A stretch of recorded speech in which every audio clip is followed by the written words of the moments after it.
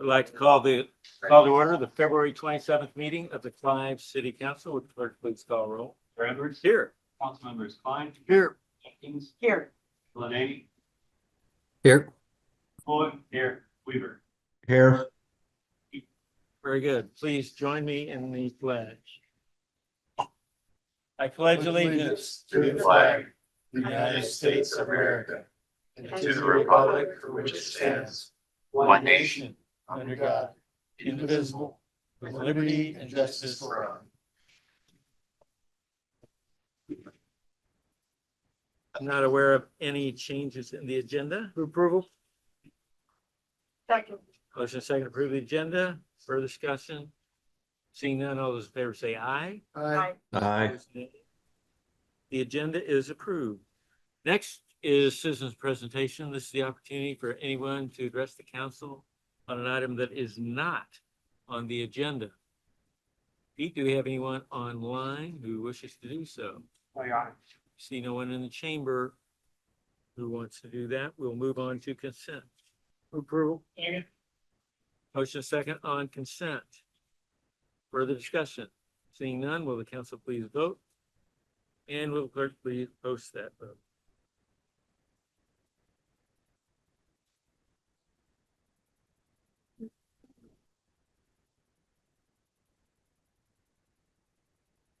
And that passes by a vote of 5-0. First item is continuation of our public hearing. Matt. Your Honor, we would ask the council to just close the public hearing. This was continued from your previous meeting. All acquisitions have been secured, so there's no further reason for consideration of the resolution. Thank you, Matt. Move Go to ahead. close public hearing. Second.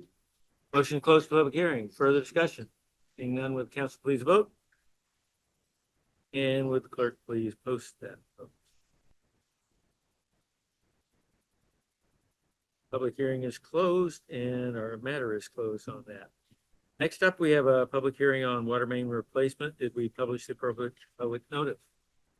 Yes, Your Honor, it was published in the Fly Register on February 10th, 2025. Very good. Thank you, Jonathan. Thank you, Mayor. On February 18th, the state received 3 bids for the Forest Avenue Water Main Replacement Project. The scope of this project is to replace the water main along Forest Avenue between Elmcrest Drive to Indian Hills Drive. This portion of the network has experienced consistent breaks in recent years, and operations staff are looking forward to having this main addressed. Work is scheduled to commence and be completed while the neighboring Indian Hills Junior High School is out of session. After reviewing the received bids, the lowest approximate bidder was Absolute Group at around 29% higher than the engineer's estimate. After looking at specific bid items, it looks like all items are consistently higher than anticipated. We believe it's a combination of both the limited schedule and timeframe to complete the work, along with the limited scope of the project. We believe that rebidding the project would not improve unit rates unless the scope of the project is significantly increased. City staff is still recommending to accept a low bid of Absolute Group of the total of $388,066.50. Absolute Group has performed similar work in the city before, and we believe that they can complete the work outlined in the construction documents. That being said, be glad to take any further questions. Questions? Eric? With that understanding that it's a limited scope and it's a limited time right there, what's the engineering department going to do to take that in consideration for future bidding process? Good question. I think your best option is to piece out projects with higher scope. To put this in perspective, a single phase of Rio Valley is about 1/3 the scope, or this project's about 1/3 the scope as one phase is at Rio Valley. A lot of this project came out of the need to just address the water main as quickly as possible, just with the issues associated with the breaks out on that stretch of main. I'd say this is more of a one-off compared to our typical scoped projects for water main. Other questions? Move to close public hearing. Second. Motion is second to close the public hearing. Further discussion? Seeing none, will the council please vote? And will the clerk please post that vote?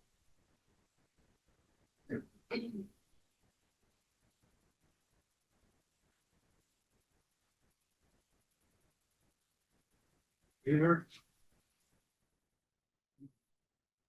Did mine not go through? I tried to hit yes. Did you say you wanted me to vote for you tonight? Yes, please. The public. We always hearing vote the is, 5 to 0. Thank you very much. Move the resolution approving plans and specs. Second. A motion and a second. Further discussion. Seeing none, with council please vote? And will the clerk please post that vote?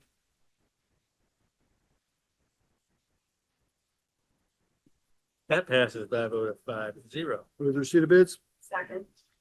We have a motion and a second to receive the bids. Further discussion. Seeing none, with council please vote? And will the clerk please post that vote? That passes by a vote of 5-0. Move the resolution awarding the contract to Absolute Group for $388,066.50. Second. Motion and a second on the resolution. Further discussion. Seeing none, with council please vote? And will the clerk please post that vote?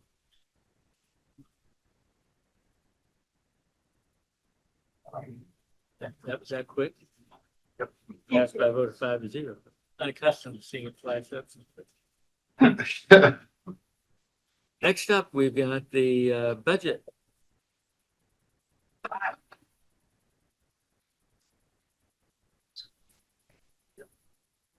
All right. All right. Good evening, Your Honor, members of the council. This is the second component of the proposed FY 25-26 budget. The largest component that consists of the general fund and trust and agency fund that we'll talk about tonight. This will be very similar to what you've seen in the past. Of course, there'll be a number of folks speaking tonight. Elizabeth to my right here, as well as a number of department heads talking through their portions of the proposed budget for you tonight. What is always important whenever we start off budget considerations is the financial strategies that shape this budget. What you see on the screen here are financial strategies particular to property taxes, the general fund, and trust and agency. One of the things we'll talk quite a bit about tonight is cash reserves. This budget has been passed a direction of the council as we've had some higher cash reserves than we've experienced before. We've made the council's made a number of decisions or recommendations from staff to try to bring those reserves down. This budget also looks to bring those reserves down to closer to that 30% ceiling that is noted in your financial strategies. We've also made some recommendations, and you all made some choices in this current fiscal year, i.e. purchasing a fire engine with cash from the general fund to start bringing some of those reserves down, and just a better financial decision for us in the short term. And so that'll be a continuation of the discussion tonight again. And one thing I want to reiterate is the use of cash reserves that you'll see in this proposed budget is intentional to bring those reserves down. We're also doing some shifting between the different funds as is impacted the impacts that we are experiencing from House File 718 and other state legislation, where it actually puts additional pressure on the general fund and does provide some flexibility due to good financial planning that we've had in the past to be able to move some of those expenses to the trust and agency levy, which is what we'll talk about at the beginning here tonight, and then what impacts that has on the general fund. And so with that, again, these financial strategies we'll come back to throughout the presentation that inform this proposed budget for you tonight. And we'll start. Also, one thing I wanted to mention too is the strategic plan priorities that you laid out in August of last year this budget is essentially how we operationalize those strategic priorities. What you'll see tonight is, at least in bold, when it comes to the financial strategy and comprehensive framework of the city. Of course, this budget represents that. We'll talk about the Harbach Center, leisure services programming, rental housing on the community development side in terms of reevaluating that program that is ongoing right now and having some regular meetings on that. We'll talk a little bit about the grant funding strategy, which was a high priority item. There's actually a change that I'm proposing in this budget to not move forward with finding outside grant funding assistance, mainly because of the new environment that we're in with the federal administration in terms of the and I'll talk about this later, less likelihood that there'll be too many federal grants to go after in the future. That was part of that strategy, which we talked about in August, but things have changed since then. So again, I just reflecting on some of those top and high priorities that you'll see represented in this budget tonight. So we'll start off with trust and agency. So trust and agency, of course, as you know, is the top, the property tax fund that pays for our employees, the pension, our health insurance, dental, vision insurance, life insurance, flex, and so forth. It will generate $2.75 million for us this year. The slideshow is showing you the history of the levy rates over, since 2016, 17. And what we're proposing is that the levy rate goes from $1.43 to $1.40 in this proposed budget. The largest expense that is increasing is the IPERS, moving that pension and allowing that to move over to, that's paid for with general funds to be paid by trust and agency. So that's going to be the biggest increase in the proposed budget. And then we're projecting a 2.5% increase on the health insurance costs for the 411 plan.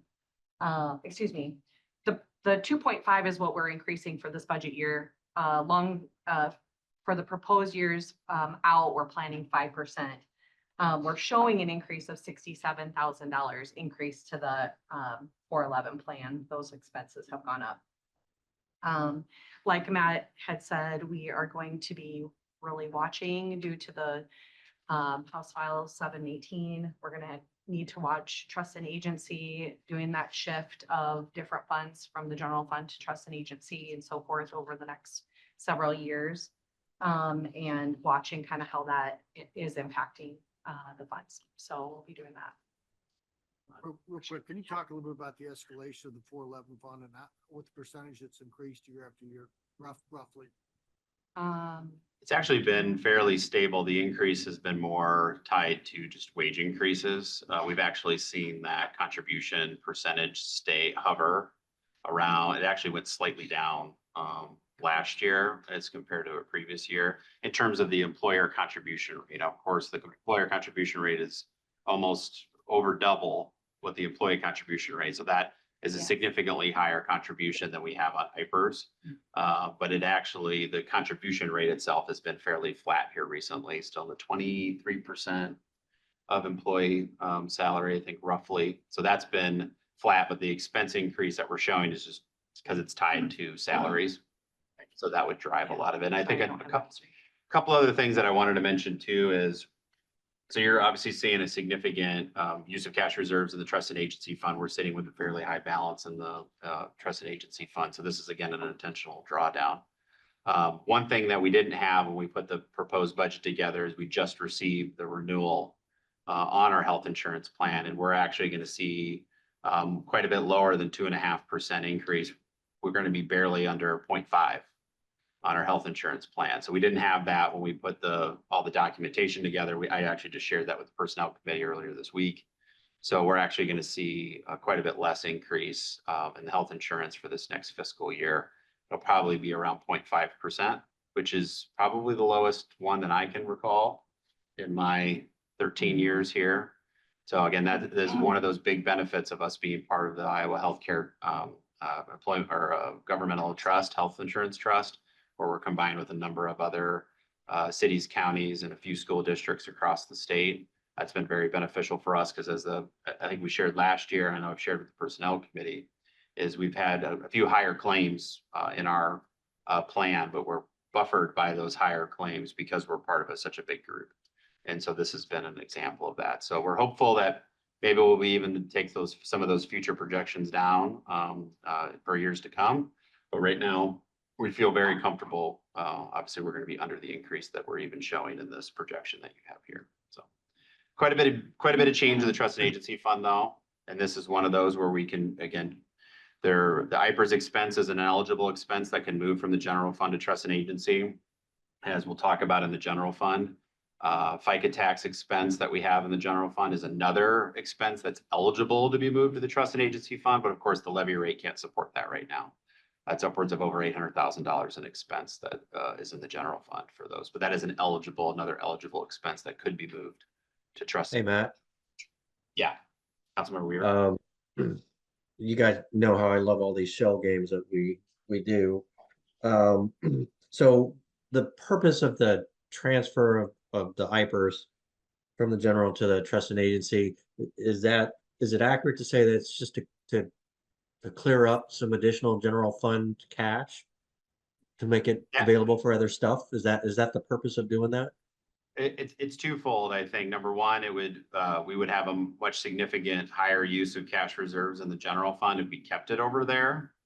And we also know that we have some cash reserves in the trust and agency fund that we want to bring down to as a part of that intentional drawdown. And moving that IPERS expense over allows us to do that. And so in the future, if needed, for whatever budgetary reasons, is it possible to transfer it back to trust and agency if necessary? 100%. So yes, it can be transferred back. The biggest difference here is the general fund, you have restrictions on, well, for example, this year, even if you wanted to increase the general fund tax levy, you can't. Because of the state law, it forces it down by 7 cents. The trust and agency levy does not have those same restrictions. So it's an expense related fund. So when the general fund is capped, then you're now eligible to move expenses over to trust and agency. And that's, again, a process that's happening with the IPERS expense this year. But you also have other expenses in the general fund that would be eligible for that same transfer over. But what I'm telling you right now is I don't think that's necessary at this moment. But Right, that's no, additional flexibility that the council has in the future if you choose to use it. okay, that's what I just wanted to check on. Okay. Yep. One other question. In your memo, it talks about establishing an internal service fund that can more accurately allocate costs to general liability and property insurance. Can you explain that a little bit more? Sure. So that is one where how that property and liability insurance is the preferred way to set that up is similar to how we have our capital equipment fund. It is an internal service fund that has all the funds contributing to it for the certain expenses that are tied to general fund departments, that equipment, public works departments, so road use and utilities that are funding that equipment. What the best practices that we're employing here is setting up an internal fund for the property and liability program. And then city clerk's office and Liz worked with our insurance company with ICAP to calculate what of our assets are tied to general fund departments versus like public works, for example. And so then now we've set up transfers, and we'll talk about this a little bit later in the presentation when we get to insurance, where now the general fund is supporting the general fund department's amount of assets, which is the vast majority, around 80%. And then the public works, so the road use and the utilities funds are supporting that portion of the insurance premium for property and liability. So basically we set up an internal service fund, and then there's transfers into that to support that insurance premium. That was just a best practice that we're applying here. Now that does impact the general fund because previously it was in the trust and agency fund. This is just a better practice for us. So essentially the IPERS transfer over versus the property liability insurance transferring out is kind of a wash, close to a wash in a sense of those expenses. So that's going to be, and what we're going to have going forward in the future is similar to these cash flows that you see for trust and agency in the general fund. We'll start something similar for the insurance fund. Because one caveat or another layer to this that I would offer is under Iowa law, because property and liability insurance is something that we can't control in terms of what's happening in the market and insurance premiums, that is another cost center that is eligible for a separate levy. It's called an insurance tort and liability insurance levy that some cities use today. We're not one that use it, but our neighbor to the south uses it and some others use it to just pay the general fund's portion of the property and liability insurance premium. So that's another future flexibility that is available to us if the council so chooses to use it. So we wanted to set the stage for that, if that ever is something that you desire in the future. So that's a wholly separate fund. It's not like a subset of the trust and agency. It's technically a separate fund, yes. And that's why we're setting it up as an internal service fund, similar to capital equipment. So that's how it will be reported on our financials. All right, thank you. That is called the risk management fund or like for the internal service fund. But I made note and I'll make sure to kind of chart out what 411 has done over the past few years. I do recall it was 0 last year and it was just a little bit, maybe a Just 1 or further. 2% year interested in the before. percent increase we've seen. I know that's been Yeah. a concern in the past, so. Yeah, we'll follow up on I'll that. follow up on that. Thank you. Okay. The next slide is our audited FY 23-24 year, budget year. Many factors played a role in why we increased our revenue, the revenues increased. Those were interest income, of course, over 800,000. We increased building permits due to development, over 200,000. We also had increased ambulance fees and those were Medicaid reimbursement program. And then we also had solid waste revenues that helped us have some higher revenues there. We also had less expenditures and there's a whole list there on the slide. Main one is $503,000 less than salary and pensions due to positions that weren't fully staffed. And then we also had 97,000 less in city hall facilities, and those are mainly a fewer contract expenses that we had. Another big one would be planning and zoning programming due to our software upgrade. It wasn't billed in that fiscal year, we billed in this current fiscal year. And then we just had some Westcom expenses that were less as well. So we originally projected that we were going to use cash reserves of 329,000, but we ended up increasing our fund balance with $959,000 surplus. So we built up that your percentage to actual up to 52.5% in this fiscal year. Good question. Not that I'm complaining, but with the increase in salaries, benefits and pensions, how did we go down 503,000? We had, so if you recall, this particular fiscal year, we had a number of police officer positions that were vacant. Because we lost a few folks. And so those are, whenever we have that happen, now we had some overtime expenses go up, obviously to do coverage during that time period. But when we have those open positions, which happens, from time to time, it's very rare that you're 100% staffed 100% of the time. You're going to have those expenses be less in the general fund. So yes, as we talked about at the very beginning, we know that we had a pretty substantial surplus at, addition to cash reserves in this fiscal year. That's why we're being very intentional, doing the fire truck decision of using some of those reserves to buy that. And then what you'll see in this proposed budget to start bringing that percentage down. You jumped ahead. That is where. Oh, sorry. That's okay. That's where we're going. So the revenues right now, we're showing increase due to reallocation of that ARPA funding that we talked about in the capital improvement program workshop. And we also had some other ambulance fees and other solid waste revenue there as well in revenues for this current year. We had increased expenditures, but those are really kind of one time, talking about the fire engine, talking about the ARPA funding that was transferred to the flood-prone property buyout. And then also what Matt had talked about with the general property and liability premiums, expenses that we were talking about there as well.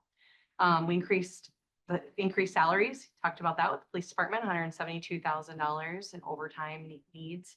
And then we also increased those solid waste, which again are kind of counter off with corresponding revenues. So another one-off, but the EMS program expenses are covered by revenues that are generated by the program. And then also we increased or revised this budget to include financial administration due to the additional bond issue that we are planning to do in this year. So with that, again, we budgeted for $529,000 use of cash, and we'd like to, use more cash reserves, $1.5 million to bring that down. You can see from the cash, the percentage of expenditures there just goes down about 4% from what we budgeted last year. What's our cash reserve percentage right now, Aaron? It would be at that, it's technically at 52.5% that we ended the previous fiscal year. So what makes up that difference between original and revised is almost all of it is that fire truck, 840,000. 40.4 then. So the approved budget was 40.4. So when you approved this budget last year for this current fiscal year, we were projecting we'd be at 40.4. Revised is 36.7. But one of the things that's going to throw us off a little bit in this fiscal year is that ARPA transfer in, transfer out. So it's going to bump up our expenses for 1 year because it has to go through the general fund and then to the flood prone property buyout program to complete the use of those ARPA funds. So we're gonna have 1 year blip of our expenditures looking higher than they really are. And so that percentage, cash balance as a percentage expenditures, includes that transfer out.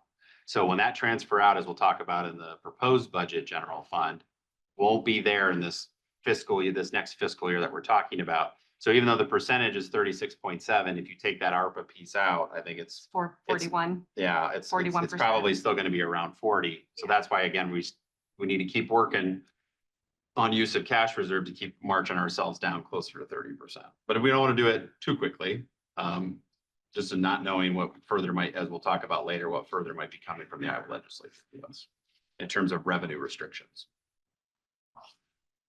Any other questions on the current and the past fiscal year? Councilmember McCoy? Yeah, I just have a comment more than a question. You mentioned the House file, I can't remember the name. 718. Too many of them, right? But I think you all know, I think we need to watch a lot of the House files, right? Because many of them now that are coming out directly affect and take aim at cities.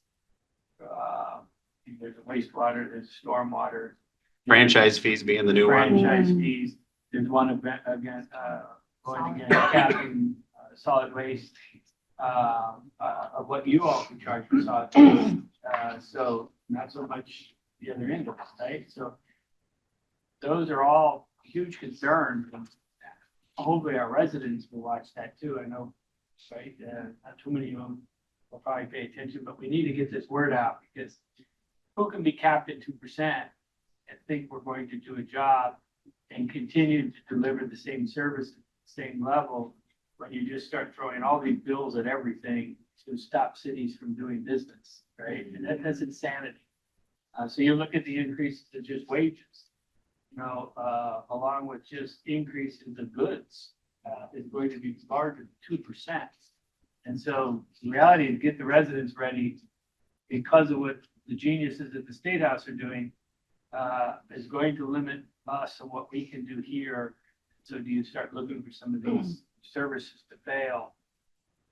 If not properly worded and educated on, it'll come down on us. But the reality is the handcuffs from the brilliance on the Hill. Especially when those percentages aren't even keeping pace with inflation. Right. We're still well above 2%, just even on inflationary costs and governmental inflation with some of the things that we do, as we've talked about with fire engine, how much that's gone up just in the last 6 years. We're usually well ahead of just normal inflation on some of our expenses. Total inflation is about 3.5%. I think what the story is for the resident, me as a resident, is that let us decide what the city does. If we decide that by what do your electeds do, and if you don't like it, then you vote them out, right? You don't let legislators that don't have a clue of how to run a city make those decisions for you. The residents should be making those decisions, telling us what level they want. So we really got to get them activated. And we'll talk about those communications of this budget right at the end. Good point. So an overview of the general fund, of course, it is our main operating fund for the city of Clive. The listed there, the government activities sections that are in this general fund, of course, health and social services, culture, recreation, administration, economic development, so forth. Our current FTE counts are the 143. We're not asking for, at this time, for any additional staff or promotions, but we do have some seasonal recreational employees that were requesting that they have permanent part-time positions, which will not increase their hours. It will not increase costs in the department, the program. However, it does add 2 FTEs to our totals for total. The total levy that we're looking at is still remaining at $9.92. But we are requesting that we reduce, well, we have to reduce. It's due not to a that request, house it's a file. mandate. Yeah, it's a mandate to reduce from $7.01 to $6.94. So what's behind that? They want to be permanent.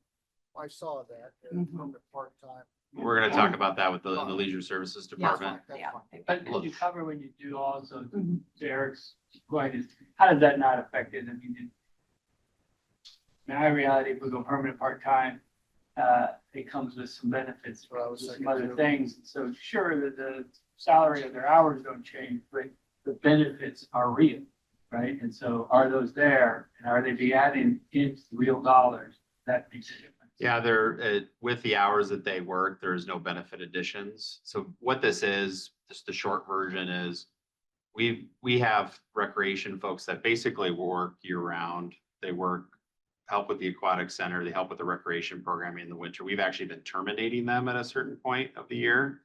And it's actually more of an administrative burden for us to do that versus having them be permanent. And I'll let Richard share this in detail, but have it be permanent part-time throughout the year, then we don't have to terminate them and then rehire them in the matter of a month. Because they're working for us on recreation program and aquatics programming all year round. So it's really more of an administrative adjustment and it doesn't have a financial impact. So we're not increasing those hours Yeah. of operation. They're just gonna be permanent part-time versus Now, seasonal. could you have the rare occasion in a year where if they work over a certain amount of hours, it's well over 20-25 hours in a week. There is, some slight vacation leave that they might become eligible for, but that would be at no health insurance. That would be over 30 hours, and that's not what we're asking for here. So those would be where the real benefits, start kicking in terms of expense in the trusted agency fund. And we don't see that happening here. How long was I? Well, that would come either way. That would come either way, because even if they're working in each quarter, yes, we're terminating them, but they're coming back into an IFRS job anyway. So that doesn't really make a difference either. So it's more of an administrative thing on our end, just not have to terminate them and then rehire them in the matter of a month or so. But we'll talk, Richard I'll let will. Richard talk about that in a little more Yeah. detail. So So now. one thing I wanted to say though on the property tax levy is, so as we talked about in CIP in November, is of course, the general fund is being forced down by House File 718 from 701 to 694, going down 7 cents, trust and agency going down 3 cents, and then that 10 cents is going over to the debt service levy to help pay for enhanced capital investment, particularly as it relates to our investments in Alice's Road reconstruction. So just kind of connecting the dots back to November. And the overall, what I'm proposing to you tonight is the overall levy stays the same at 992. There is just a shift of the 10 cents from the general fund and trust agency to the debt service levy. Hey, Matt, by moving it to the debt service levy, are we then increasing our cost because we're paying additional interest now as a result? We definitely, the debt service levy is where we issue debt. So there is going to be interest cost. But what I'll say is the $1.48 isn't large enough to handle the debt issues that we have coming at us with the Alice's Road and the capital improvement program. You don't have a choice on the general fund levy, you have to reduce it. Yeah, I And get so- that. Yeah, and so, yes, there is definitely interest costs that come with more expenses in the debt service levy, yes. So do we need to lower the trust and agency levy then, or would it be prudent to keep that higher and not increase the debt service levy as much? I mean, that is definitely an option, leaving the trust and agency levy at $1.43. You could definitely do that and then increase the debt service levy by 7 cents with the general fund going down 7 cents. That is definitely an option to you. We would Why wouldn't we do that? What's the downside for doing that? Because I can see the downside for increasing the debt service levy now. The downside would be is we'd have to reevaluate the CIP and we probably have to look at some adjustments to those capital investments and reducing them. We wouldn't be able to, I know it's only 3 cents, but there would be some adjustment we would have to look at there. Wouldn't have to be immediate in this year, but when we come back to the come back with the updated CIP at the end of this year, we would have to see if that less than 3 cents, what would the impact be? But we can definitely model that for you if that's the preference of the council. I would like to know what that looks like. I agree. It's a good point, Ted, because what's the, what's your cost on the interest and, There's definitely a cost. yeah. Mhm. and Are we close or does that outweigh each other? Roughly what I would tell you is when we modeled it, we were able to issue about $5 million in annual debt under the old debt service levy. We could get to about 5.5 million. So it's about another $500,000 in debt. And then we can calculate, in fact, we'll be doing a bond issue here very shortly where we can calculate, what would roughly that additional $500,000 be in interest expense. So for me, overall, we could do either way. And if you want to leave the 3 cents in trust and agency, we can definitely do that. And maybe for the record, we could have me agree with Weaver Scrub. But I'll need the council's direction on that. Definitely, again, we can do that. We can do that in year one and make that adjustment. That is not going to have a major impact. We'll just have to see how that plays out over the 5 years of the CIP. It sounds like Councilmember Weaver just wants a model for that to look at. Yeah, I'd just like to know what the numbers look like and what the impact is, and then I think we can make a more informed choice. Yep, we can show you what that additional interest cost is. Now, it would just be the 3 cents addition, right? Not necessarily the full 10 Right. cents, or do you want to see the full 10 cents? No, I mean, the only thing we have control over is the 3 cents, right? Correct, correct. Yeah, so that's all I need to see. Okay. We can do that. All right. Okay. Go, Liz. So next is going to be the department slides that we'll have each one of the directors come up and speak to. The first one is mine. I wanted to share, we have the full 9 employees in the department of the 3 divisions, the city clerk's office, human resources, and finance. We do have a position open because we just had a recent announcement of a retirement of our deputy city clerk. She'll be wrapping up with us in July, so we have that position. Yeah, I put you on the spot there. So we will have that. We have that position open right now until the middle of March. Excuse me. So we have some short-term initiatives for our department. The partial census, which we talked about at our last workshop, holding, we're on hold with that, with the hiring freezes. So we'll be maybe coming back and asking that we request the refund of that partial census, $390,000. But I'll let you know more on that later. As far as HR, we have some training programs and we're going to be doing a handbook update in the future. We also have, obviously, we're working on budget, but we also have 2 bond issues this year with finance. We're also looking at our utility rates will come before you in April. And then we also have some other utility process improvements that we're making, as you had heard about the ERU policy statement that will be coming back to the council as well. We have no significant budget requests at this time and no other staffing requests at this time. If you have any questions, I'd be happy to answer any. Yeah, for me. Before we leave this, let's have to go back to the census for a minute. Can you remind us how much money the city will lose by not being able to do that census? Or It was 250 something, 250 something a year We in. would have to, calculation was it's been 2 years to pay off that $390,000. It was a little over Yeah. 2 years. I can get it for you. I've got the Okay. road, it's in the road use cash flow, I can tell you here. Oh. So we paid 390, well, $391. we've already paid 391. Now that is, if costs could change, it could go up slightly. That is kind of like a down payment basically for the staffing. But if we expect that to be fairly close. We were projecting our road use tax revenue to go up about 300,000. So it would be within 2 years that we would have seen that return on investment and we'd be ahead. Every month or year, well, particularly every month that's delayed is less return on investment that we're seeing, and we're getting closer to 2030. Now that we're going to be having a conversation with some of our federal delegation, just even as early as next week, to continue trying to push this forward because it was the city paying for the staffing. This isn't federal government paying for the staffing, so we don't see the reason why a federal hiring freeze should impact a special census request. Now, Johnston and Grimes are in the same boat that we are. Right now, you saw that probably reported in the news earlier this week. So, but that is gonna have a significant impact. Again, that's a return on investment we're gonna be missing out on. We're not able to move forward with that special census in a timely manner.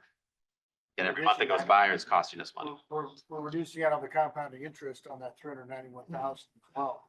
That's also true, is we've had to pay that. We paid that Upfront. last year. And so we have been missing out on that interest on that money at the same time.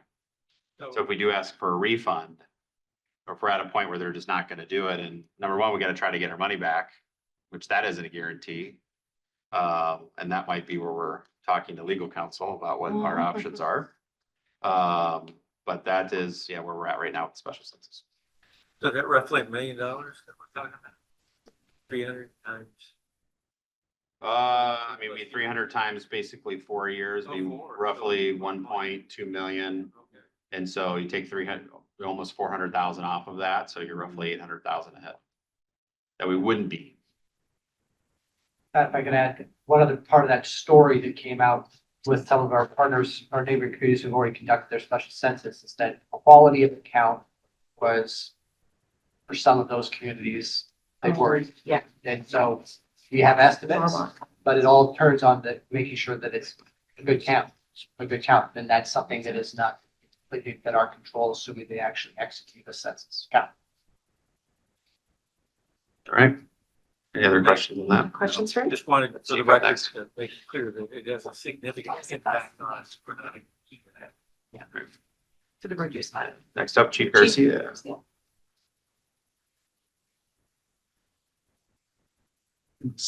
Yeah, Let's see. go for it.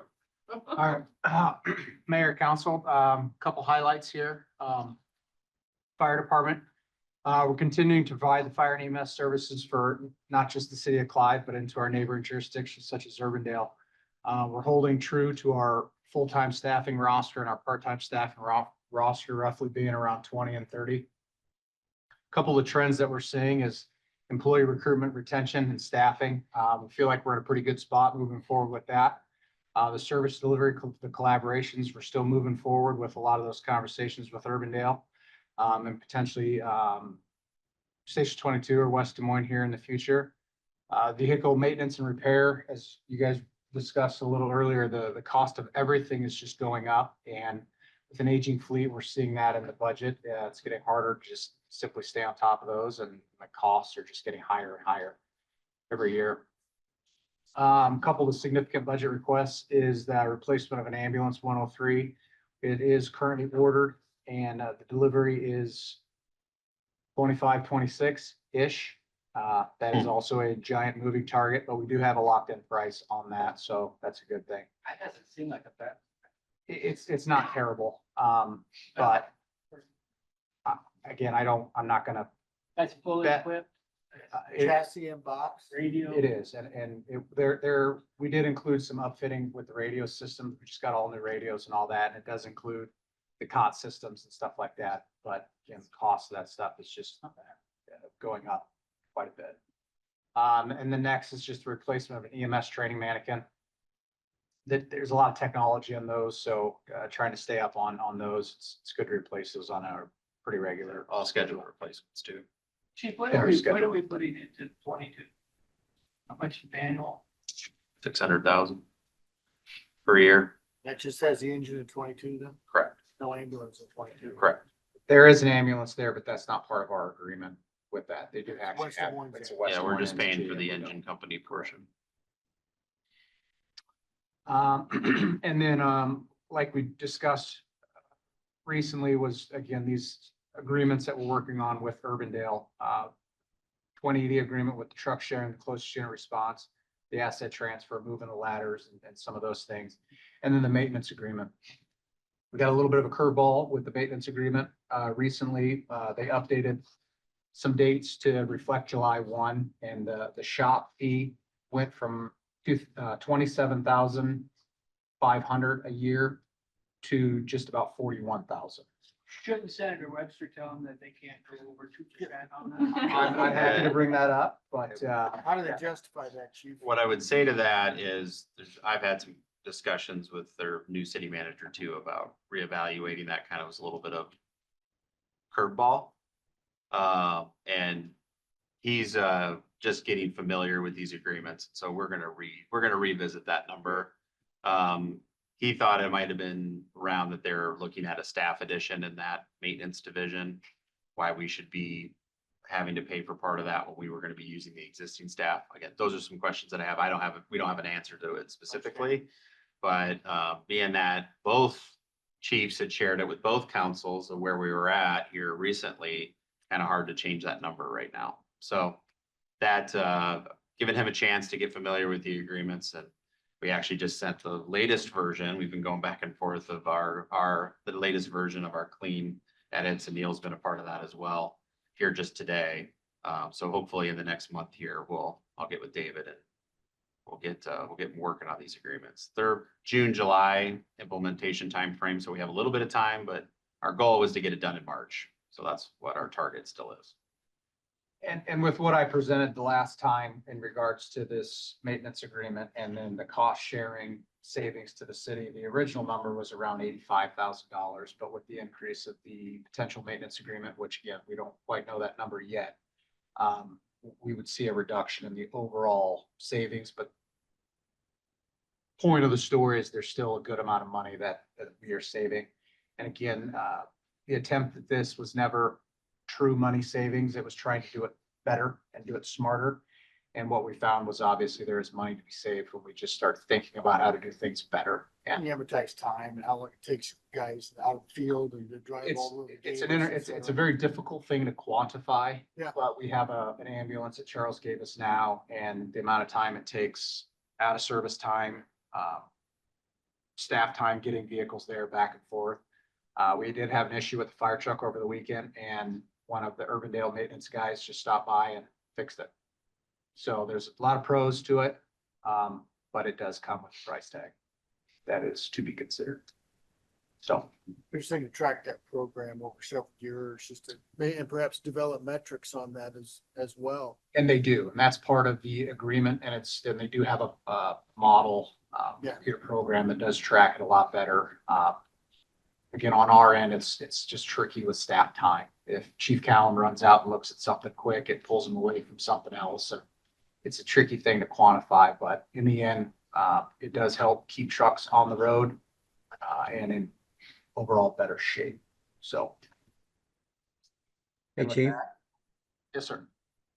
you mentioned in your memo about the Pierce fire trucks Yes. and kind of all the benefits that come with migrating over to that, which I'm totally good with.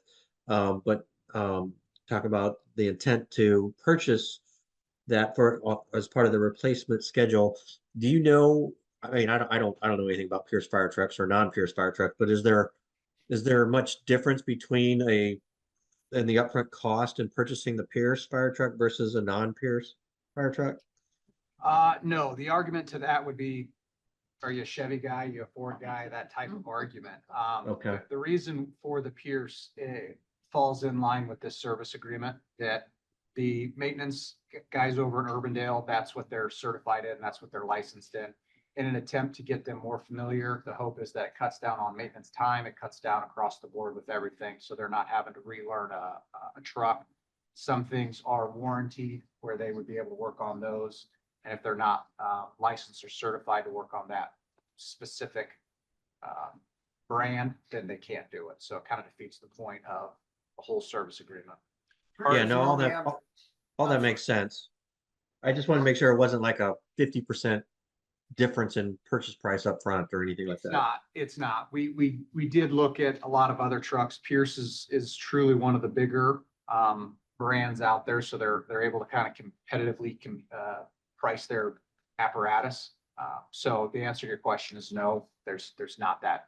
There's cost savings to stay with this brand. One other advantage of that too, and the sharing of the reserve apparatus sharing is if we standardize those trucks, then for some reason, if we need to borrow an Urbandale engine, as a reserve apparatus or they need to borrow ours, the crews have all trained on Pierce engines.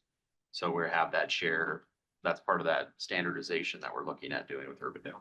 I was gonna say another thing too, Pierce is a large manufacturer, an OEM as opposed to a Toyne, where you're pulling in different types of equipment from different areas and then assembling them too.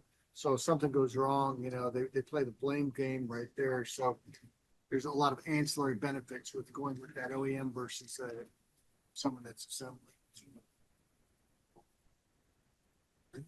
Any other questions for fire? Matt, I have one more, probably for you.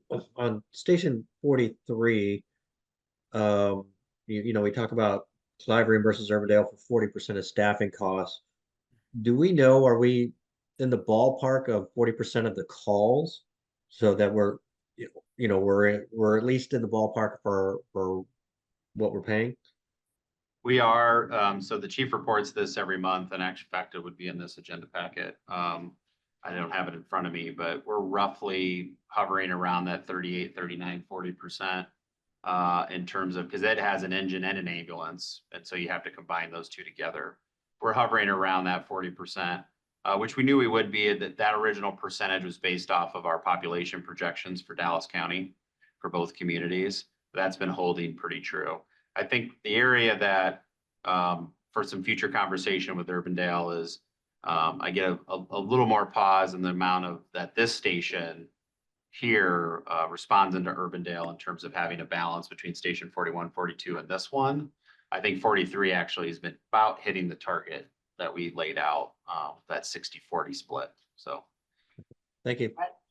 Matt, to that point though, you know, you're hitting 40% calls or 38% calls. What spurred me to think of this, said ambulance. Ambulance, not great to say, but it is a revenue driver too. Are we getting 40% of the revenues as well credited to us?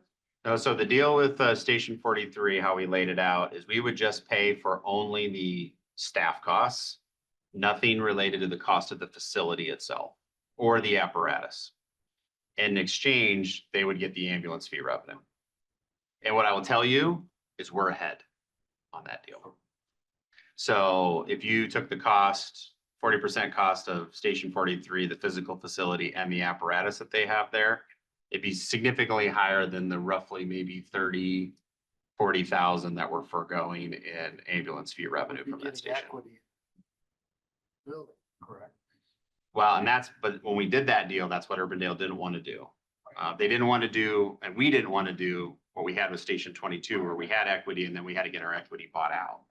We didn't want to create that same arrangement. And so that was part of the negotiation for Station 43 is we would have a lower cost just because we're only paying for the staffing cost.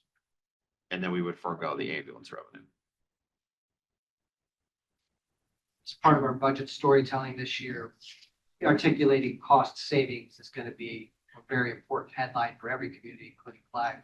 This is an excellent example. We're reaching the 5-year mark now on our agreement with 43, which is sort of a natural time to look back to see what the savings have been.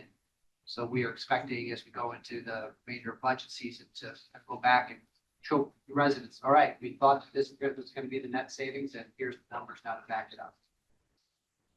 Well, I think to the chief's point, and I agree with you, right, that those numbers are going to show it. Comes down to an earlier point that may not even be dollar for dollar, but it's the right thing to do. That closest response that cares when ambulance shows up or fire truck shows up, as long as we're taking care of the problem. So, yeah, I mean, be nice if it was a wash or some revenue or what have you, but perhaps we'll do the numbers show, right? And there's always time to talk. Anything else for fire? All right, we'll go to police next. Chief Rayburn.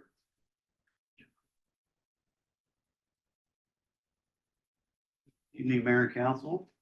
There we go. All right, Police Department, primary law enforcement agency for Clive. We are full service with criminal investigations, evidence response. We've got everything the big guys have.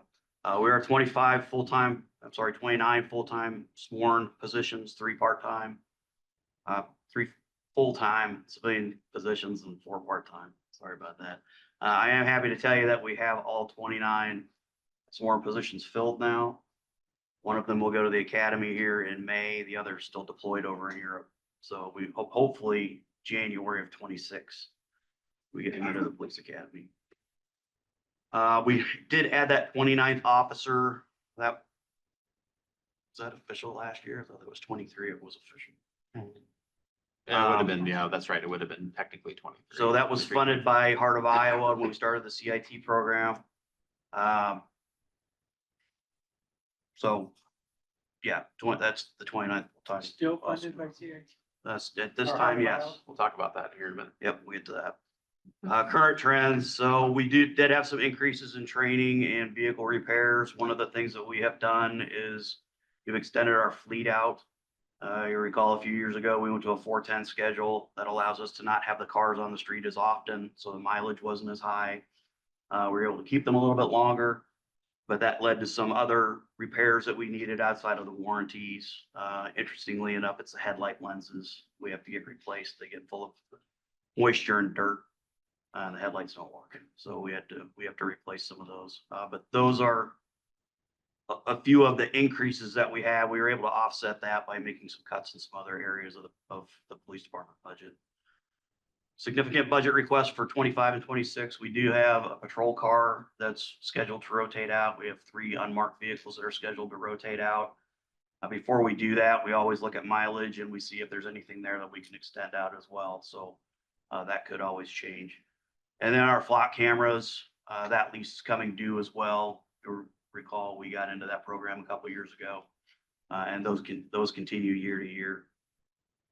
So on to the crisis intervention team. Right now, yes, currently it's funded. It's funded through our area service organization. Is called Heart of Iowa. That's who we partnered with. We have a 2080 agreement in place with them through 2026. They are no longer going to be the area service organization for our part of the state. Iowa Primary Care is the new ASO. They're taking over, it sounds like, the entire state, and then sending funds out to these smaller regions throughout. As of now, there are approximately 700 CIT mental health programs statewide.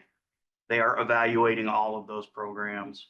Once they have that done, they are going to pick who they want to continue to fund, and then they will start sending that money out.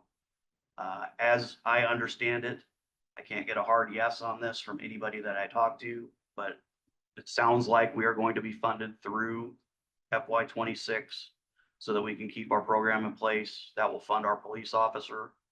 The mental health professional that we have working with her is funded by a group called Inside Out, which is in Woodward, Iowa. So that's kind of where we're at right now as far as the CIT program goes. I'm a little confused. We had a long discussion about this, right? Of the funding of an officer and how risky that is to fund an officer through grant money. You know, I think we all agree that if grant goes away, then we've got to make a hard decision to release an officer, right? But I also heard in the conversation, what you just said, that we have a contract that goes through 2026. Yes. But yet they're gonna have the option to pay us or not till 2026? How does that, how do they Well, get the option? so the 2080 agreement is with Heart of Iowa region. They are no longer going to be the ASO. So Iowa Primary Care is going to look at all these programs that are in place, and then they will adopt the ones that they want to continue. So the 28D is null and void, it's gone. They're not gonna, the Heart of Iowa is not involved with this anymore. And the other agency isn't going to assume that the 28E should go away. They're assuming those 20D agreements So though. they need to assume the payment that was told Right. to us until 2026. Right. But what I'm hearing is they're gonna evaluate and have the option to pay us. Nowhere was that in my understanding. We agreed to this thing that they have options to pay. They will pay till 2026, but you got a family on the line here, an officer and all that. And look, I'm okay to cut it if the funding's gone. But they told us one thing, but I don't understand it. And maybe we can clarify it offline or something, but that is extremely confusing to me that they have options. They're gonna take the 2080, yet not take the agreement behind the 2080. They can't pick and choose what they do. And like I say, it's hard to get a definitive answer from anybody on this now that what they are planning on doing, and this is the understanding that we all have, is that the program we have in place now will continue on through FY Through the 26. agreements. Will we have to sign a new 2080 with the new organization, the new agency then? So the way I understand it is because the state has one entity, and I happened to talk to the CEO of Iowa Primary Care last night. Susan and I know him very well, Aaron Todd, and their intent is to continue with these arrangements that have been set up. They frankly, they know they're assuming these agreements. They have just taken this over. They haven't even gotten a chance to barely look at them, but they've committed to the law enforcement agencies that we're going to stay committed to this program and honor the agreements. So through the next fiscal year. So I feel pretty comfortable that we're going to see that commitment. Now, beyond the next fiscal year, that's where why I've asked the chief to outline all of the options and scenarios. Because we don't know what's going to happen beyond that. They are going to honor the money for the agreement we have today, because I'm hearing mixed. No, that is what we've heard. That is what we heard. But Don't they at do the that? same time, there is an out clause. There's an out clause in that 2080 agreement for us and for them. Now, they have to give us notice on that. I think it's a 6-month notice. And they haven't given us any of that. But they could give 6-month notice at any time that the agreements we're done in 6 months. And that's the way the 2080 agreement was set up. Hate to bring this up, but have they paid us? Are they up to date on their payments? They have The phone repaid us company for and new the, company? They've repaid they've us. Yes. repaid us up everything that we have built so far. Yes. So that's why I've asked the chief and why he did the expanded memo, just particularly related to CIT, because we knew these questions would come up of what are those options if it were not to continue beyond 26, just to know what our options are, right? It's status quo if the city, we decide we want to continue the program, if the funding is gone, eliminate the program if the funding is gone, partner with the neighboring agency, or bring it in-house. That's why all those options were laid out. And that's also another piece to it too, that the chief putting together the data, understanding here's what the benefits have been of the crisis intervention team. We want to get more data and hopefully, obviously we go through this next year, we'll be able to accumulate more of that data back to you all. But if the funding is eliminated, then we will have a choice to make, to your point, Councilmember McCoy, of eliminating the program or doing something different. Well, we'll get to that hurdle when we get there, but I'm disappointed to see options when we made it very clear, I think that night, that was, if we went this way and the funding was gone, this isn't to bring us in and then get another FTE permanently. We knew, and I made a point of saying it that night, that are you telling this officer when they are hired that this could happen? And we're going to cut that position. There are no options in my eyes, right? That, but because it's over the FTEs that we were told that we had to have for build out, it's a slippery slope. So we'll wait till Understand. we hear about the funding, but that was we can rewind that meeting. It was very clear. No, you made your, I remember the conversation very well. Well, as well as I do, I think this one is wait and see moments. And you don't want to get too wrapped up. I'm glad we're looking at those options now. And also, sometimes there's always change as well. So there might be a situation where an officer's short, could transfer, but clearly there's a value to that CIT program to the citizens. And well, I'd hate to see that go away, but understand there's also difficult decisions to make Right. when you potentially eliminate the funding source. So yeah, that's one of those tough conversations. That- We'll have to cross that bridge. Capping us, right? Yeah.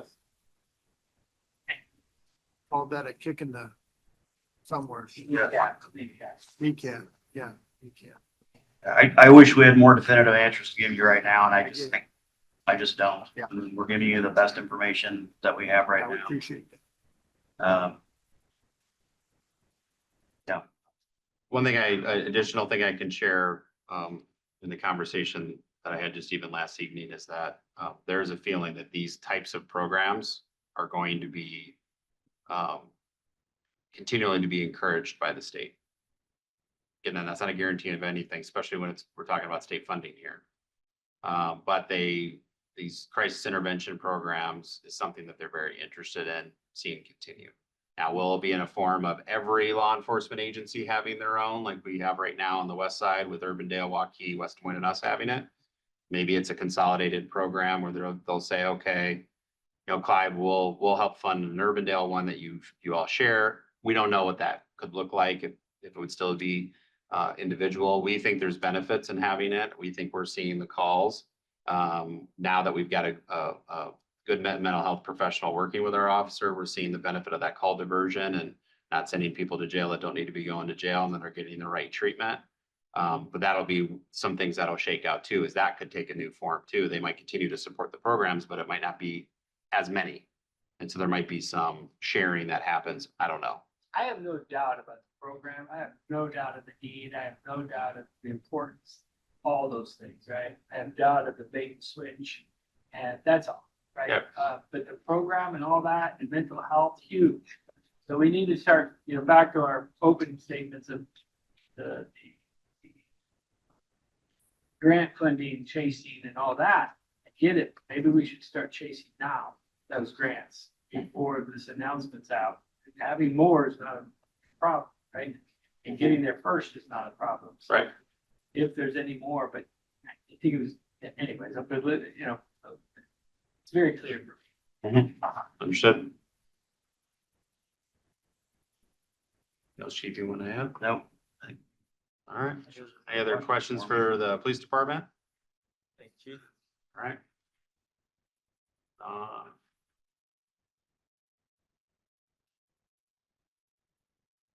There we go. Hi, good evening.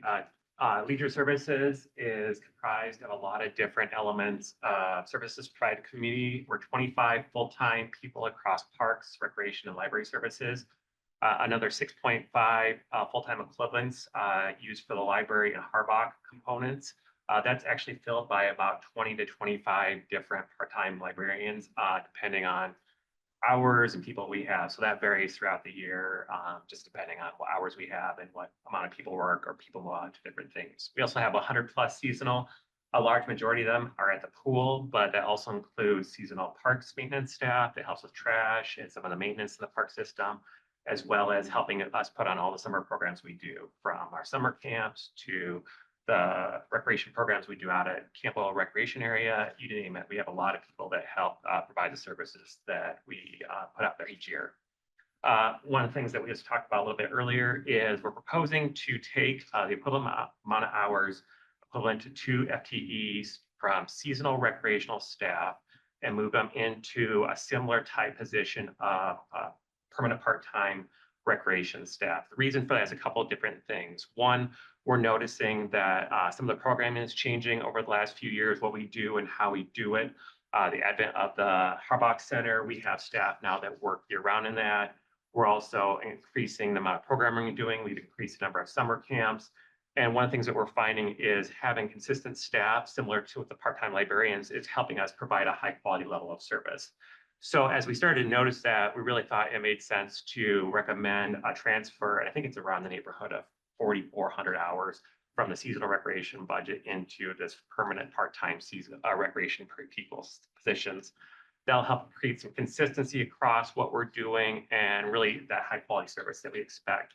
Like Matt talked about, we don't expect that at this point anyone will be eligible for the partial vacation sick time, but it's something that happens on the previous 12 months of work. They have to average over the 20 hours. So it's something that we won't know until we get to that point, but we expect that this is something to be filled by 7 to 10 different people. So, some people may work 1 shift a week here at the Harbach Center. Others may only work for a lot of hours for 2 or 3 months, helping at summer camps, and then only a shift or two here a week, helping out with basketball programs or concession stands outside of the summertime. So we expect to be quite a few different people, but it sets us up for that higher level of customer service. And like Matt talked about, we don't have to fire them at the end of each year. So a little bit more consistency is why we're proposing. Some of the key trends in the budget memo, but we'll talk about is trail repairs. We get a lot of requests for improvements to the trail, the main trail spine, especially between 73rd and 100th Street, and then from 114th and the Campbell Bridge. Those are some of the oldest remaining sections of trail that haven't been replaced yet. But it's also sections of trail we're not quite ready to rebuild. A couple different things out there. We have the WRA sewer line that's going to be coming up in the next few years. We didn't think it would be a good use of city funds to completely rebuild that and then have the WRA rip it up in a year or two. So what we're proposing is a one-time expenditure in this coming fiscal year to take the worst 800 feet between 73rd Street and 100th Street, and then the worst 800 feet between 114th Street and Campbell Bridge. And what we'll do is go in and do a 2-inch lift of asphalt. They'll get those worst parts and get them smoothed out, and should give us another 4, 5, 6 years before we're able to budget the full replacement of those after those larger projects are taken care of. The second item on the here, Cost on that, Richard? I think it's $42,000. That'd be a one-time expense of the budget. And before we move on from that, I'm glad we're doing it. It's definitely needed, even if it's just a temporary fix. But what's the timing of those repairs? So probably what we do is try to work on those, be ready to go late summer sometime with the budget not being able to, for July. We'll probably target August or September when maybe some of the use dies down just a little bit. Part of it we have to wait on too, with the 114th to Campbell stretch is when the DOT reopens. When we're able to reopen that stretch of trail.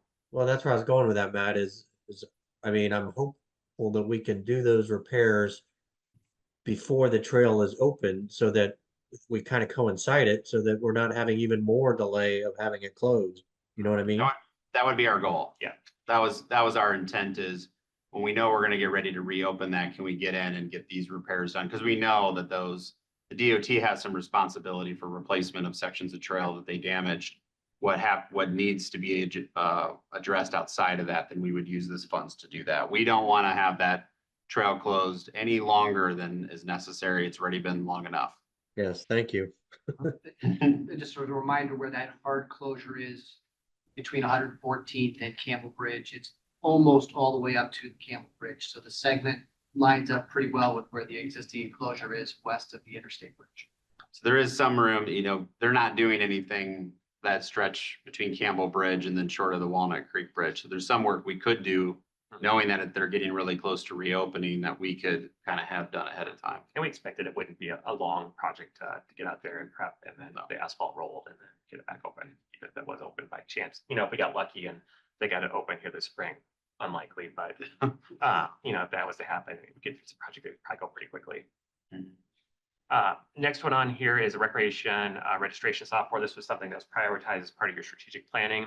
Right now, we're in the process of interviewing different companies that provide this service, including the current sportsmans that we use, evaluating a lot of different things that we think is needed as part of a software package, as well as we put out some requests for the public to give us how they feel about what we're doing, what's important to them. So once we're done interviewing all of them, we're going to make a recommendation on terms of what package to go with, or even the possibility that the existing package that we work with might actually be quite a bit better. They're going to be rolling out quite a few software upgrades in the next few months. So we want to bring forward the best recommendation, but we have budgeted in here what we believe is probably the worst case scenario in terms of a cost for implementation of it, as well as the annual operating fee for that. The last item on this slide is Swimming Lesson Scholarship Program. A couple things related to this. In the current, or I guess what you'll see in this coming summer with the pool season is a more revamped and refined Crestview Scholars Program. And that's the program where we work directly with West Des Moines School District and the kids at Crestview, where they come as a group. They bring interpreters, and then we do those lessons as a big group. West Des Moines actually committed to some costs on that. And the Flag Community Foundation has actually dedicated some funds to help fund the cost of that. And then towards the end of the fiscal year 26, the hope is that we'll get a more refined and robust scholarship program that anyone could sign up for one of our programs. And if you're eligible, then you'll get the discounted swimming lesson rate. So that's something that we're going to try to work out as some of these discussions with the West Des Moines School District and some of the council and board members that are having those discussions. So the hope is that ahead of the 2026 pool season, we'll have a more robust program. But this year, we're going to have a more refined, I think, a really good Crestview Scholars program that helps along that line. And a continued collaboration with the Clive Community Foundation. They've definitely indicated an interest in this one. Next slide. Yep. Great collaboration. Yeah. So just some of the significant budget requests for our budget here. The first two are new pieces of equipment or new parts to equipment to really help kind of align with the new staff that we've had for the natural resource team in the last few years. So the first one is something we're doing and kind of repositioning some of our equipment. So we're taking a 3/4 ton pickup truck that is now the parks manager's truck. We're going to ship that out to the park shop, and then we're proposing to purchase the blade, sander, and Tommy lift for that. So expand our capacity in terms of having another heavy duty truck for the natural resources team, but then that can also be used in some of the snow removal we do. Then what we're going to do is take an existing smaller, I guess, a Ford Ranger truck that isn't really valuable from that perspective. We're going to transfer that over for the parks manager to City Hall. And then that'll be replaced in a couple of years, and that will be shared between recreation and the parks manager to help with some of those smaller things. So trying to get the equipment in the right spots for what we need with the new staff. And then also adding a small Polaris Ranger for the natural resources team. This will be something that helps them get into some of these natural spaces. They can put a sprayer on the back of it to help with some of the invasive species removal. It can be helping them get in closer to the ponds and areas we can't take some of the bigger pieces of equipment. Then the next few after that are things that pieces of equipment that are just in the regular rotation for being a replacement in the CEP. Additionally, adding park and trail signage is something we program a little bit of money each year, according to the signage master plan that was done a number of years ago. So continuing to add on the neighborhood park signs under that new standard, as well as adding trail stake signs where it makes sense. The next playground in our system to be replaced is the Huntington Ridge Playground. So this is the one that got pushed back a year due to the Stonegate Park burn, and we had to move that one ahead of it. So we'll be headed out to Huntington Ridge, as well as we need to resurface the pickleball courts out at Wildwood It's Park. that small park up off 128th, isn't it? Is it? Yeah, yeah, 120. yeah, Just, west of 120. just in time for Councilmember McElhaney to move out of the neighborhood, right next to it. And then annual, It's a small park. Isn't it? yeah, It's a very neighborhood small. park, yeah. Yeah, It's a neighborhood park. and it's got a couple like side from a couple different, it connects a couple of cul-de-sacs into a small pocket there. And the last one on this one here is our annual aquatic center replacements and maintenance. So this year we proposed $81,000. You can see a number of items on here to make sure that pool stays in good running condition. Some of these things you're going to see over the next couple of years are a little bit higher in price because we're at the end of the useful life from the original build. So one of them is reshingling the pump building. That's still the original roof from 2003 on there. So there's a few things like that. They're at the end of their useful life. So we're going to have a few at higher years in terms of replacements to make sure that things are in good running order out there. And we reduce the amount of downtime from breakdowns and Is it leaking right now? the roof. No, but it's pretty close. Yeah, it's I think we're at 22-ish, 23 years out there. You're going off a time schedule, not off. the No, it's a bit, impact schedule. no, it's a visual. There's not much left of the granular substance on a lot of those roof. And it's like, more than anything at this point, we're trying to make sure we get it replaced before it starts to leak, because then we start running into equipment issues. If we start leaking boilers, then we have all the inside stuff in the locker rooms and all those things. Some of it's to match too, because we're redoing the community building roof as a part of that project, is trying to match it across as well. Is that a kind of Timing. scale to get a better price? Hey, Richard, what's the normal life cycle for a pickleball court? That surface, generally, it's probably about 10 to 15 years in terms of a surface. I think one of the things that maybe worked against us a little bit out here, it's my understanding that prior to this being pickleball courts, it was some sort of rollerblade thing. And so I think we're running, Used. How long, when did we do that? 5 years ago? it's before I started here, so it's been at least, We're probably on 7. Time flies. yeah. And so what we're seeing out there is probably a larger issue of some more crack repair we're gonna have to do with this resurfacing because of what that previous use was before. We're using an existing slab that was with the original build of the park. Yeah, and there were some significant cracks in it back Mhm. then. I mean, we kind of banded it over, so. Yeah, About 24,000 of that 324 Is for that. is for the resurfacing. The 300,000 is for the playground. Gotcha. Okay, thank you. When you're looking at that playground, are we gonna incorporate or involve the neighborhood as well? yeah, absolutely. Yep. 100%. We'll do a similar process to what we did for Stonegate Park and what we're trying to do for Linham Park right now. Voting is still open. Yep. On hand part.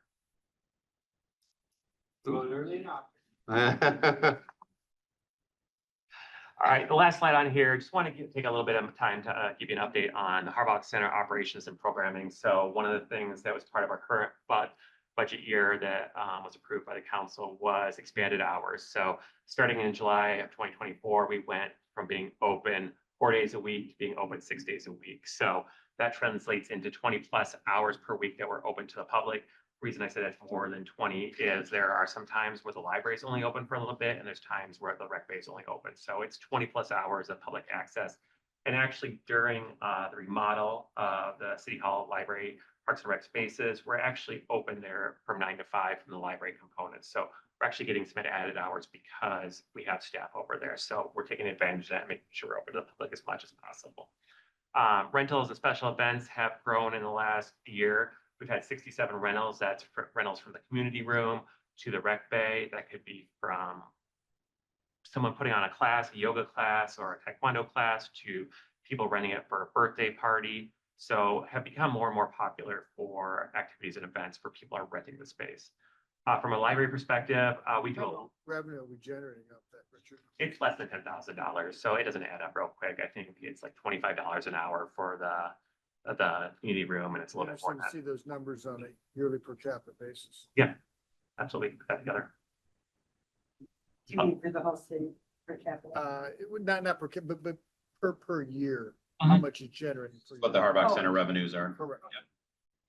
That's all to them. So library events, library, we do a lot of smaller events. So this could be classes, English classes, could be book clubs, children events. But we did 136 adult and children's events in the last year. That's translated about 2,500 people. A lot of those are going to be 10, 15, 20 people attending those. But we do have some popular programs that we call Play at the Bay. So a couple of years ago, the Elks, one of their donation was to buy some large kind of Tinker Toy plastic foam imagination playground stuff. So we take that along with some other donations we've gotten, and we just in the winter time open up the bay during the day, and families can bring in their kids, and we get a couple hundred kids to come into that when we have that week. So it's a very popular event that we do, but majority of the library stuff is the smaller events with classes and book clubs, you name it. Recreation, we've done 6 events out there, and we've had 800+ people out there. These are when we have the specials, we call them Saturday specials. So we have bounce houses out there once a month in the winter. We get 200+ people to come out to those each time. And then we've been trying to experiment with some different ideas beyond that. We had laser tag out there a couple different times. So just trying to find ways to get people engaged, especially during those winter months where they're not outside nearly as much. In terms of the kind of library checkouts, we're seeing about 260 checkouts per month. And that's averaging about 17 people a day coming in for the library component of that. In terms of the recreation, so that's the rec bay, that's the game lounge. What we're seeing is a good uptick in that. We started a free membership program out there just so we could track the kids. Like, so if we have an issue or something like that, who do we call? And we know that, hey, if we're causing a problem, this is who this is. We could talk to you about that. Since that started last July, we've given out 550+ free memberships. We're averaging about 13 people per day for the open recreation, and we're seeing that really start to grow in the last 2 to 3 months. We've added some new activities and equipment, and I'm really excited about, we're able to take the old 95-inch TV screen that sat behind you in the old council chambers. We actually attached it to the wall in that little alcove where the ambulance used to sit, and we're going to turn that into an arcade out there. So we're able to use that giant TV that weighs 200 some pounds, and we found a little bit of some kind of cool arcade games that connect to that, have like 6,000 different games, and creating a little lounge area out there as well. So trying to find ways to engage the kids in more activities. We saw that with the what do you want to call it, where the PlayStation and the Wii and some of those things we have up on the steps a little bit is very popular. So we thought even expanding on that with an arcade style, wow, would be popular. So that you should see some information about that in the next week or two. We actually think that'll be another way to generate additional revenue out there with things like birthday parties for kids. I think that'd be very popular.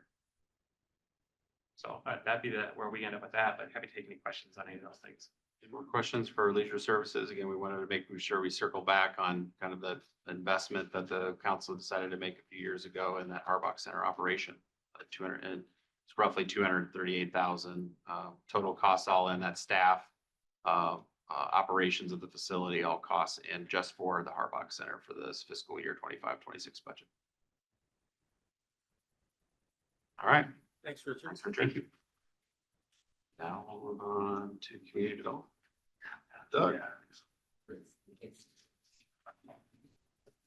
Kind of hoping somebody would make a motion before I even had to sit down. Do not listen to Doug. There you go. I will keep this again, typically short. Same thing as last year. No changes. Keep on rocking and rolling with the projects and strategic items that you have in front of us. Any questions for Doug? Yes, sir. Thank you, Doug. I have, Oh, sorry. go ahead, Susan, I have one as well. They mentioned, not going to outside assistance for grant writing, just interested in your thoughts. Grants. With respect to the core projects that ComDev is working on, and principally those are going to be related to FEMA, to a lesser degree EPA, but those things that are generally related to the University Boulevard area. We have built up enough muscle that we don't really need assistance for that.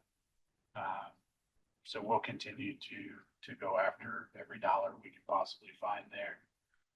As it You've been relates. so good at it. That's good to hear. I'm trying so.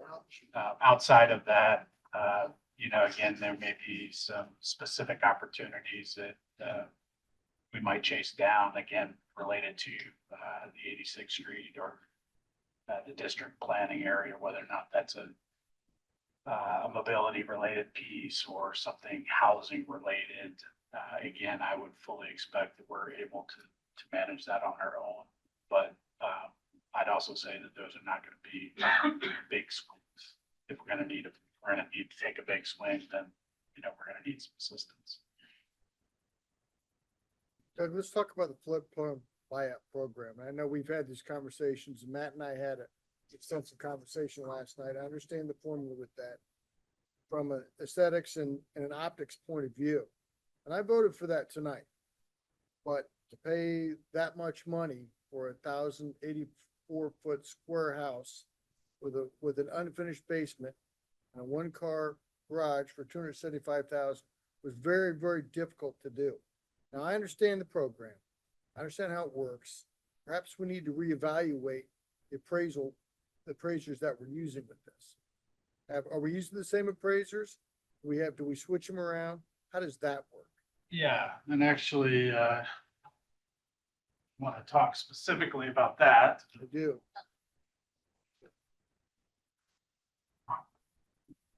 Sure. Value that comps go up. Well, yes, it does. The backs of the Clive citizens.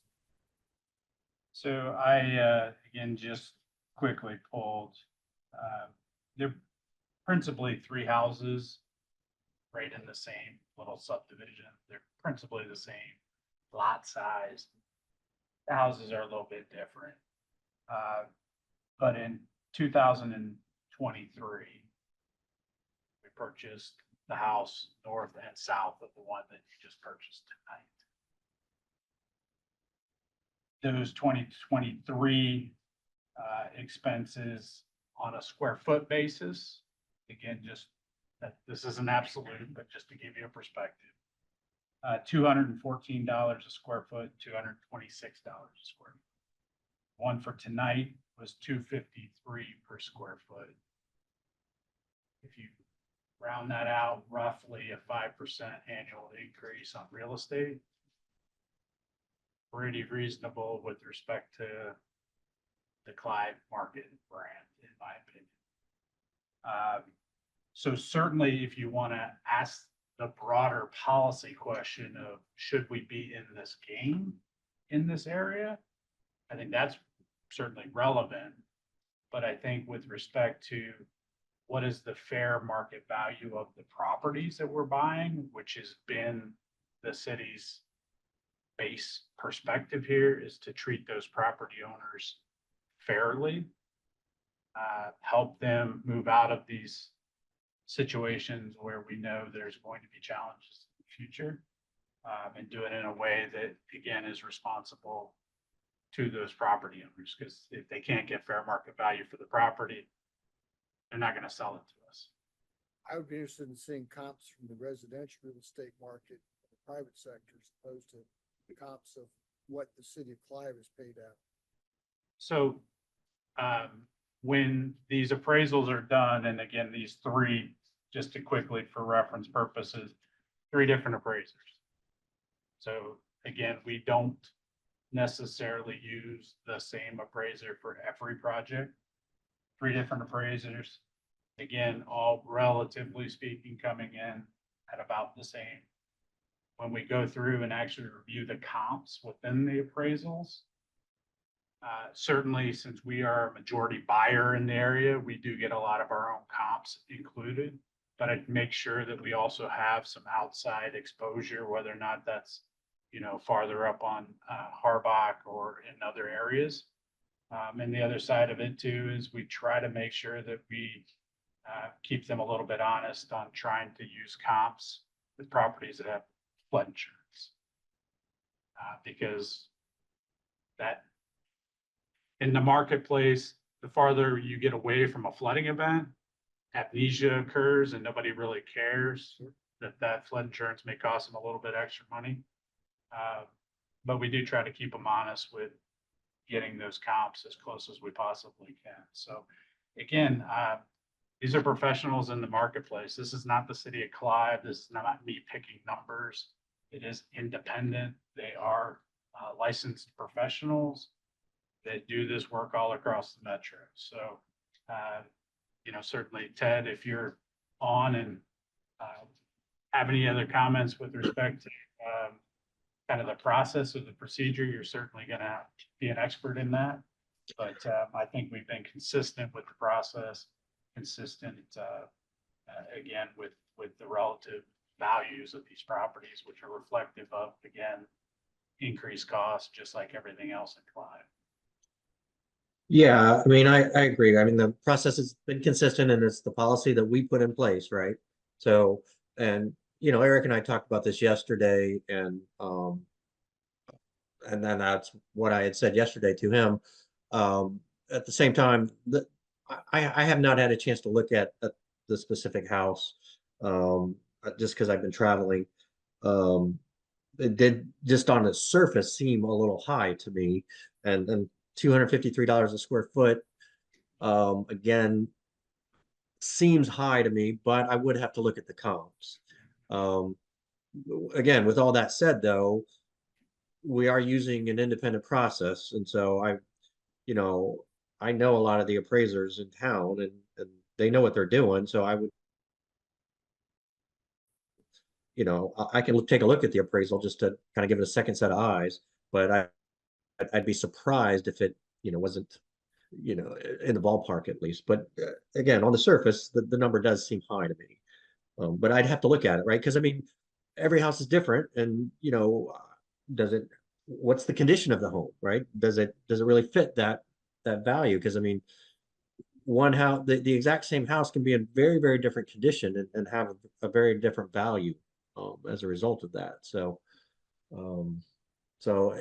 each one's, you know, distinct, and I'd have to look at it more specifically, and I just haven't had a chance. I apologize. We'll be sure to share that. That was the appraisal in the packet. It wasn't in the package. We'll share. We'll certainly go out. We'll share it out. I'm Full interested in council. looking at that. Yeah. Anything else for Doug? Thank you, Doug.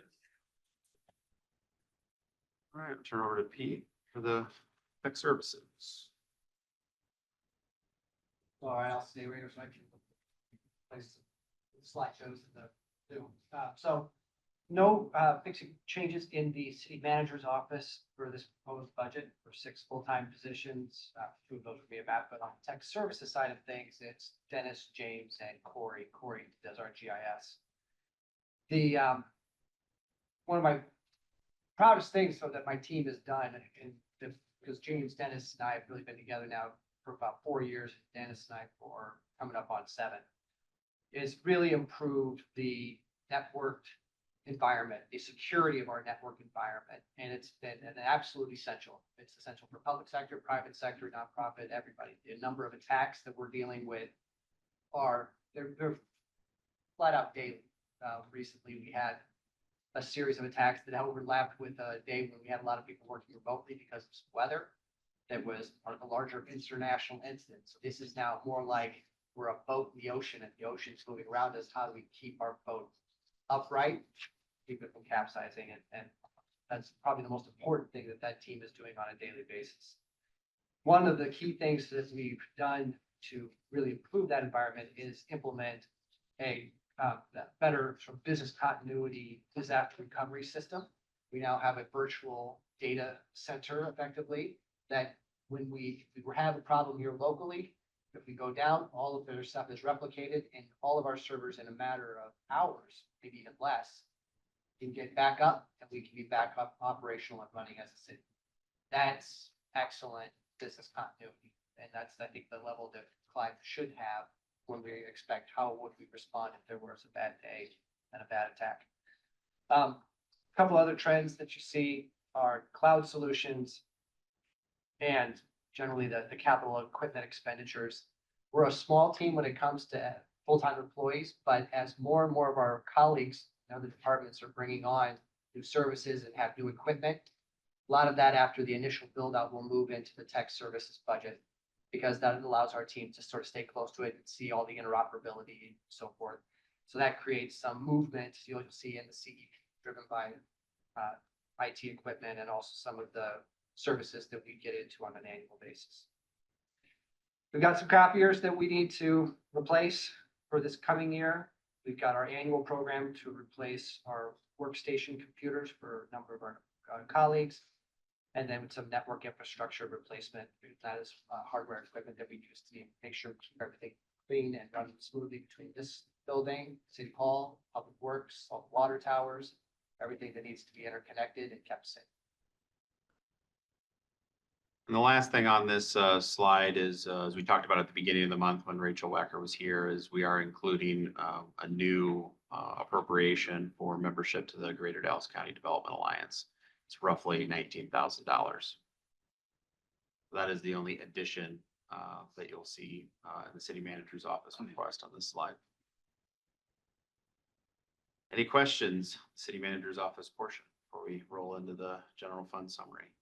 Pete, on the network infrastructure replacements, is that basically a prerequisite for some of the cloud solutions and virtual data center connectivity that's mentioned on the trends? Partially, but it's also just equipment that runs into life and is on a replacement schedule or has reached its point where it's no longer being serviced. We have a little bit of flexibility within this budget because we find that we're getting surprises every year on things that either break or things that become obsolete. I'll give you an example that we just got. The restaurant controller that we intended to use in the new council chamber was just repurposing the one that was previously been there. We got a notice today that actually Zoom is no longer going to support integration with that controller. So hence we now need to make sure that we've got another one that's ready to go. So that adaptability and nimbleness is reflected in this budget request. Will we move to Extron or will we stay with Crestron? Working on it. We're actually, Dennis just reached out to our AV engineer that's on the City Hall remodel project to ask for his recommendations. The engineer with KCL, so we can make a choice that will last for The new council chambers, again, we were planning on just reusing our existing one that we had, but that is not going to work for this Zoom room functionality. What do we have? Well, as much as I hate to admit it, Control 4 is the big player in that space, and it may have the longest legs, given that everybody wants to be compatible with them. We'll definitely take a look at that. Yeah. It's an Extron controller here. Okay. One other thing I failed to mention that Molly Elder is part of this, the things we use for our communications are also in this budget. That was a major addition last year. Molly's come up on her 1-year anniversary back in January. Done a fantastic job meeting the council's priority of increasing the volume and maintaining extreme high quality of our communications. You'll get a good example of that when we talk about how we're going to do our budget storytelling this coming March and April and May. Right at the end. All right. So now jumping into the general fund summary for this proposed budget. We'll first talk about revenue. So property tax, the 25-26 budget includes roughly $360,000 increase in property tax revenue. That is a result of that is less than would have normally been if 718 didn't exist with the forced reduction. So we had 3.7% in taxable valuation growth. That was haircut by 1%. So we were in that 2.75 to 4% bracket. So that's a 1% haircut that we take on that taxable valuation, and then combine that with the residential rollback going up about a percentage point, roughly equates out to 360,000. On the solid waste side, similar to what's been proposed in the previous years, we have a 1.6% increase from Metro Waste Authority for both solid waste and recycling. That's actually a bit less, as you can see, than in previous years, about half. Our staff's, my recommendation continues to be to pass those costs straight through. And so we would have a slight change in the solid waste recycling fee rate that you see on your utility bill, that residents would see on their utility bill for this proposed budget. Also, as we'll talk about on the next upcoming slides, but there's just a high level here, the phase out of the commercial property tax backfill. So again, we'll have a slide on that shows the stair stepping down. That's a $45,000 negative hit in revenues to the general fund in this coming year. That will eventually work its way all the way down to zero, as we'll talk about. Your Honor? On that first item, I think it might be helpful parenthetically to indicate how much our haircut was of that 1%. So Oh, what the dollar equivalent was? Yeah, we could do that. I don't have it at the top of my head, but we can follow up with you all on that. We actually, I think, have it in a future slide, if I remember. Okay. Well, I just think it's important for anyone reviewing the slides to understand the impact of the legislative 718 and other legislation. Yep, we have a slide actually just on that 718 impacts coming out. Okay. So another piece to our revenues, one thing that has been helping us with some of these revenue constraints that we're seeing in property tax has been interest income. Of course, that is going to start turning here, has already started turning in the current fiscal year with interest rates going down, and also projecting that there'll be a slight decrease in interest rates. We've now hearing more that the Fed may look at one rate cut versus multiple ones in this year. So maybe that interest rate holds for a little bit longer into the fiscal year. But of course, we've had some, that's been a revenue plus. Why, for example, in 23-24, we had such a surplus, was a big chunk of that was interest income. So that is changing a little bit in terms of then reallocating those interest incomes to those appropriate funds. As I mentioned before, when you compare revenues between 24-25 and 25-26, it's going to look like a lot less revenue. And that big change is that not having that transfer in of the ARPA funds that's happening in the current fiscal year. But if you take that out, there's about a $300,000 change, less revenue overall. And that's mainly due to interest income going down and the property, the combination of property taxes going up and other revenues going down and interest income going down. So in the net, it's actually a decrease in revenue, but just know that ARPA transfer kind of throws off those numbers in terms of those trends. On the expenditure side, the main largest expenditure changes, very similar in most years. personnel in terms of just the roll-up costs for existing staff. This is takes into account non-union and union staff and those numbers, those projections. Park and Rec programming, most of that is one-time expenses. Richard talked about a little over 80,000 of that is one-time expense related to both software and the trail repairs that we talked about.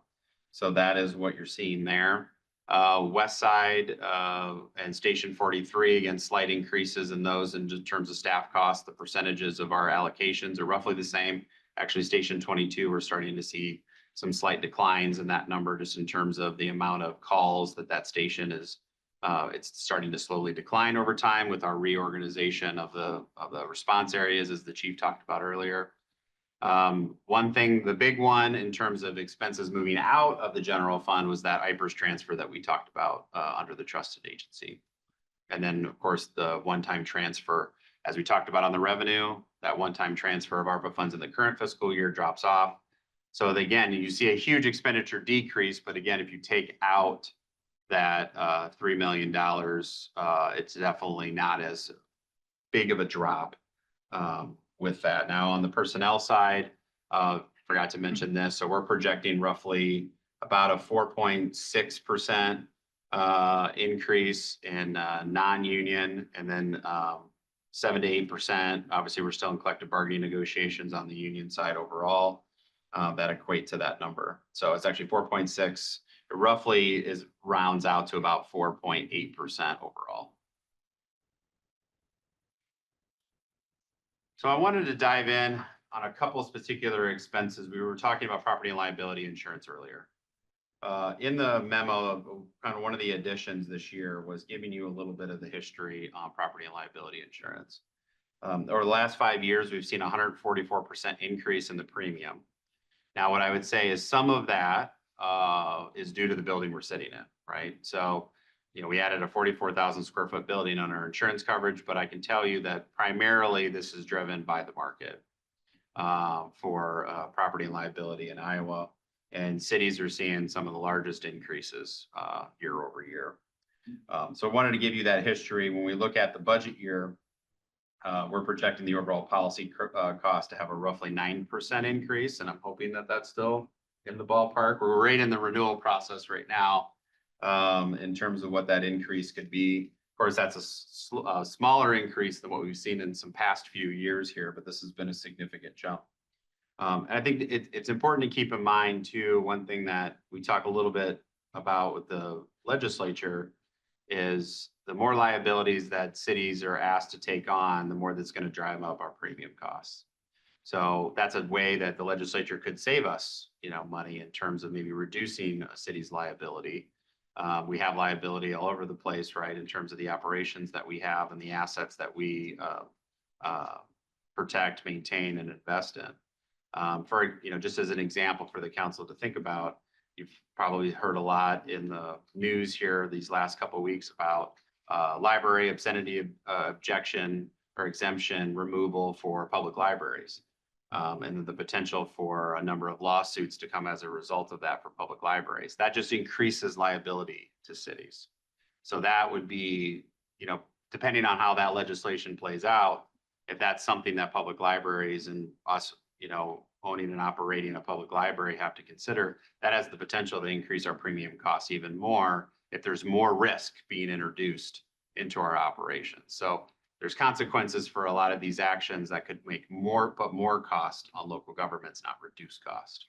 So just something to keep in mind as we're talking about particularly property and liability insurance. And part of the reason that the legislature, the Iowa Code does have a carve out for insurance related costs in terms of a separate levy authority. Again, we haven't utilized that authority. You don't need to at this moment, but that is always an option for the council in the future. It would be roughly about a 27 cents levy to cover the general fund portion of the property and liability insurance if you had it as a separate levy today. About 27 cents of that $6.94. What's the benefit of having it in a separate levy again? It is it doesn't take the haircut, it's uncapped. So you can put only a certain expense into there, but it doesn't have a levy limit, for example. Okay, So so it if doesn't. the, So if if the- it's an expense outside of your control, you only can put this expense in it, but it's on an uncapped levy. right, so if the legislature hadn't done this new legislation with the haircut, there would really be no reason to do it. Say that again, sorry, Ted. So if the legislature hadn't instituted these new policies with the haircut, there would really be no reason to do this. Is that accurate? Oh, I think that based on the projections that we had for our own budget before 718 existed, I would say yes, that wouldn't probably be something that was even on our radar at the time. Because as a city, you have a lot of capacity. We have a lot of capacity under the current 810 levy limit, but you can't adjust your general fund levy. So if there is a year, for example, when our taxable valuation growth is below 2.75%, that would be the only year where you'd have an option to adjust your general fund levy, potentially all the way up to the cap of 810. And that is where, to your question earlier, Councilmember Weaver, where you could, in theory, move expense back to the general fund from trust and agency to increase the levy up to 810. Not knowing what the legislature is going to do in the future. Playing that shell game. That's Got the it. questions that we have every year, and that's kind of what the legislature has forced us into with this conversation. Right, I get it. Okay, thank you. Yep. Another section that we kind of expanded on a little bit this year too is hotel motel. I know there's a lot of discussion. You're seeing articles of the media, particularly related to Bravo and CVB. I know we've had conversations at this council related to Bravo and CVB in terms of the allocations. We have roughly just a little under $1 million in hotel motel that the city accumulates or collects on an annual basis. By state code, 50% of those revenues that we receive have to be used for basically CVB type activities, cultural and recreational activities. And so that is kind of the 50% is the floor. Some of the conversations right now that you've heard is the percentage allocation that CV and Bravo receive of our hotel motel is roughly 2/7 of the 7% hotel motel tax. That's about 28.5% each. And so the conversation, and I was part of a lunch conversation just even today on CVB of step one being actually reducing that allocation down from 28.5% to 25%. So basically taking it down to the floor, the statutory floor for both CVB and Bravo. So it would be 50% of our hotel motel revenue, which would be approximately, in this budget, we're showing still the same 2/7.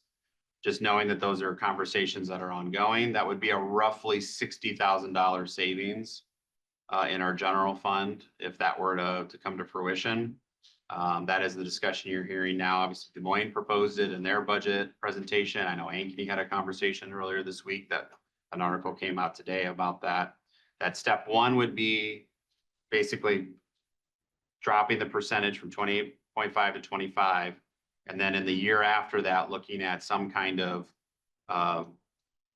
growth limitation in those revenues for the future. That growth. And what are the chances of that going through? I would say that the two-step approach, so the conversations that I'm hearing is that the 25% would be the step one, and then seeing if there's further impacts from the legislature this year and impacting what that growth restriction would be in the future. And so there would And be would a that 25% be for this fiscal year? So yeah, for the 25-26 fiscal year. So even though we haven't shown it in the budget as a revenue reduction, we would see that benefit directly. That's probably the biggest benefit for us as a city. Our hotel motel is not growing. As the council is well aware, we've actually reduced a couple of our hotels over the last few years and converted them to rental housing. So the biggest maybe impact for us is that reduction from 28.5 to 25. The growth percentage is, and there's good arguments on both sides, right? Particularly the CVB has a strong argument of, they're designed to try to grow that number, to try to bring in more business, more conferences, to grow our hotel motel revenue. Bravo the same way, in terms of cultural events and supporting those assets. But CVB in particular is they want to grow the number. And so they want to have incentives to grow the number, right? But at the same point, we're dealing with restrictions from the state. So that's a balancing act that we're all having. But I think at minimum, the first step of amending the 2080 to reduce the overall percentage from 28.5 to 25 is an initial step in recognition that cities are hurting, that revenues are being constrained. And I think you're going to see that with Des Moines likely taking the lead here as a part of their budget process, and other cities, and including ourselves, being asked to come along for that same proposal. Wouldn't it be irresponsible not to cap it at whatever the legislators cap us at? So if they're capping us at 2, it goes 2. I'm not saying it, I'm not picking on CVB or Bravo, but in general, right? If you're 2 to then allow 3, 4, and 5 other places, you're bleeding out, right? So I don't get why it just wouldn't be automatic. You go to the 25 and put a clause in there. Whatever the legislators cap you at, you cap them, right? And that's the only way you're gonna hold steady. I don't disagree. I think there isn't consensus amongst the cities on what that percentage is for the future, is what I would say right But now. we're different animals, right, than most cities. We Right. are very finite on our hotels. Doug keeps taking them away from us. And we don't have the rooms or the growth like these other cities. Are they're dying off? I think you almost have to act on your own here as a city for self-preservation. When it comes to, if the state says 2%, we say 2%. And we probably won't hit it because our revenues are going in the other direction.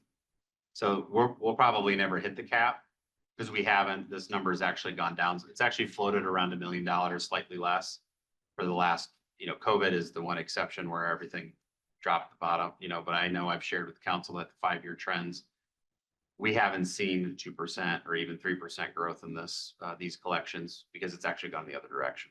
Now, not to say we couldn't have a proposal, and think of our infill and redevelopment areas of a new hotel someday where we would have a big jump in that percentage. So there's always the potential for that in the future.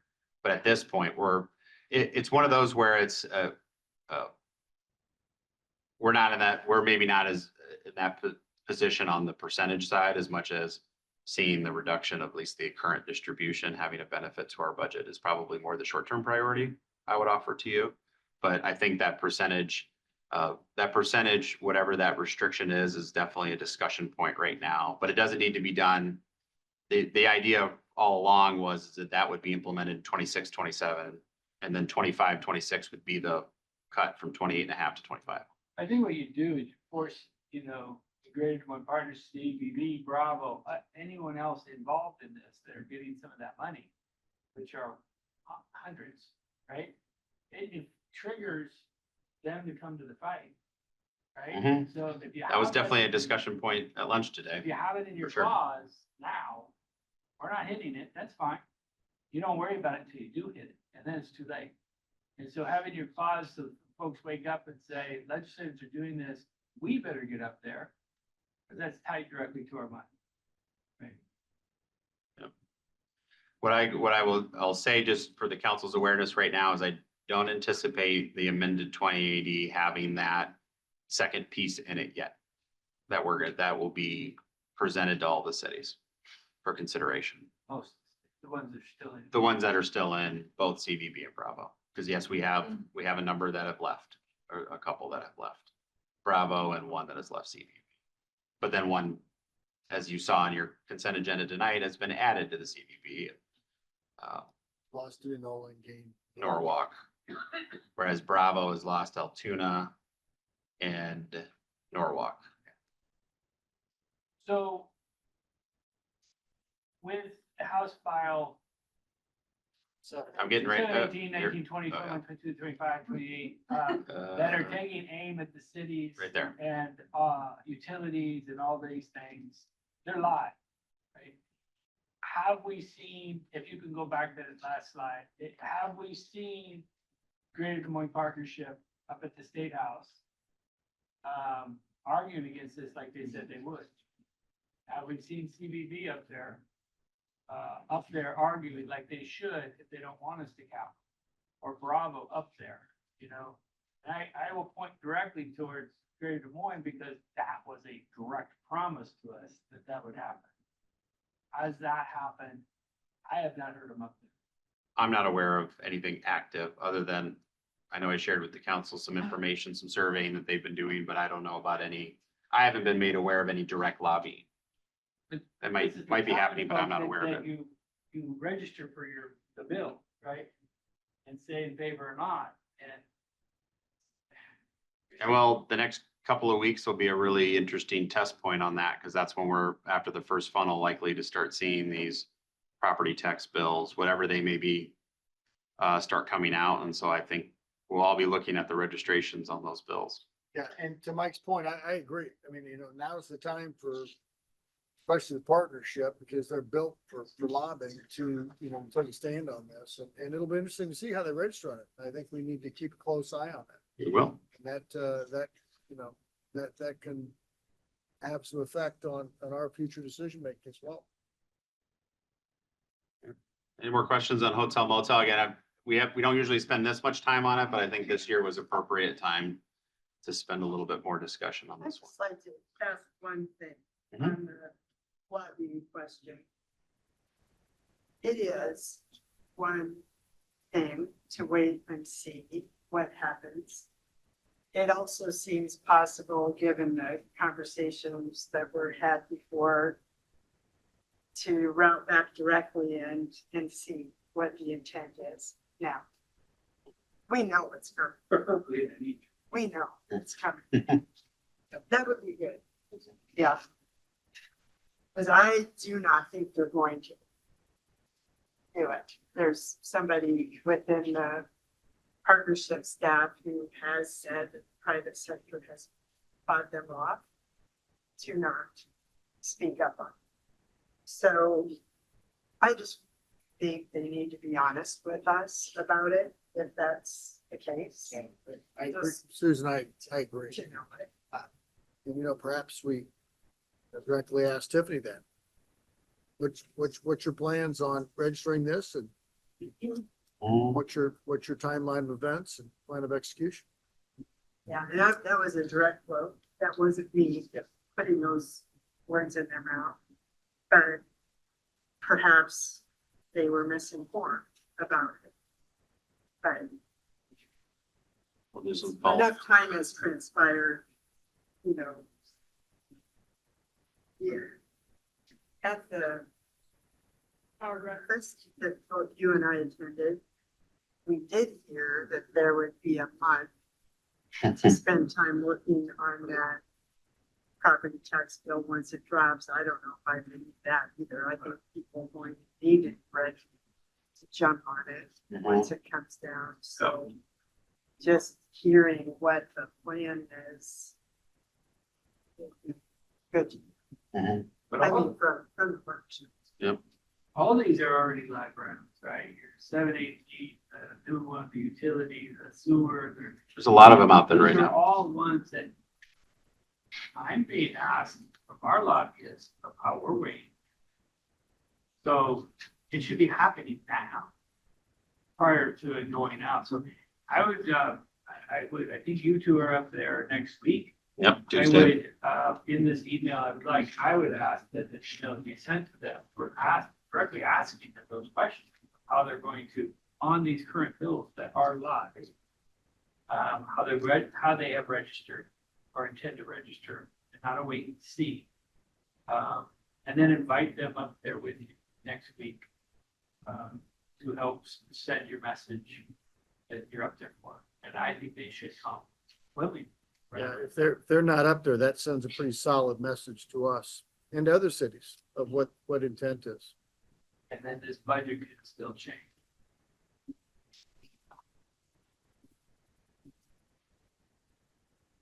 All right, I have my direction. Overall financial position for the general fund. Again, I know we're showing a higher use of cash reserves than was projected last year. Of course, this takes into account the additional haircut and revenues and some of the transfers that we had talked about. As we'll show in these next few slides, we typically don't spend 100%. We don't spend 100% of our budget. That's a budgeted number. Even if we're looking at around 98% of expenses, we would utilize 740,000 of cash reserves versus the 1.2 million. Even with this, we're looking at still in the mid 30s and slowly bringing down that cash reserve balance to the targets of 30% that the council wants to see. Again, it's always important when we're showing this level of use of cash reserves is just be mindful and monitoring and making sure we're not doing that too quickly. Our bond rating agencies keep an eye on this when these numbers change. But I think with what we're showing here, it is a very prudent drawdown of those reserves and not a drastic change in the reserves. So again, this is 100% budget that number we're showing. We typically never hit that. So I think it's important just to realize that that we also have the bond rating agencies that are watching these numbers just as much as we are. So this gives a little bit of history on the expenses. So the expenses in the general fund, what we budgeted for revised and actual, what I think you see here is we're getting tighter on those budgeted numbers to actual. A lot of times when we see those swings like we saw in 23, 24, where we ended up with a lot of higher cash reserve, it's usually dependent on the revenue side, like the interest income where we had over 800,000 in interest income versus what we were anticipating with the changes in the market. So the expenses were getting tighter. I'm happy to see this. Obviously, we want to budget. We want to have some conservatives in our budget, but we want to get that a little bit tighter. So we're making, we can give you a realistic picture as we go forward here on expenses. And then for the financial position, so this is the final cash balance. As you can see, we budgeted for use of cash reserves. We even revised budgeted use for cash reserves. And because we had some pretty significant revenue bumps, particularly in interest income, we ended up in the positive. The 19-20 year, and that was also the case on the expense side, why it was plus 10%. That was the first year where we did the flood prone property buyout program where we added that because where our reserves are at. So that kind of changed that year quite a bit.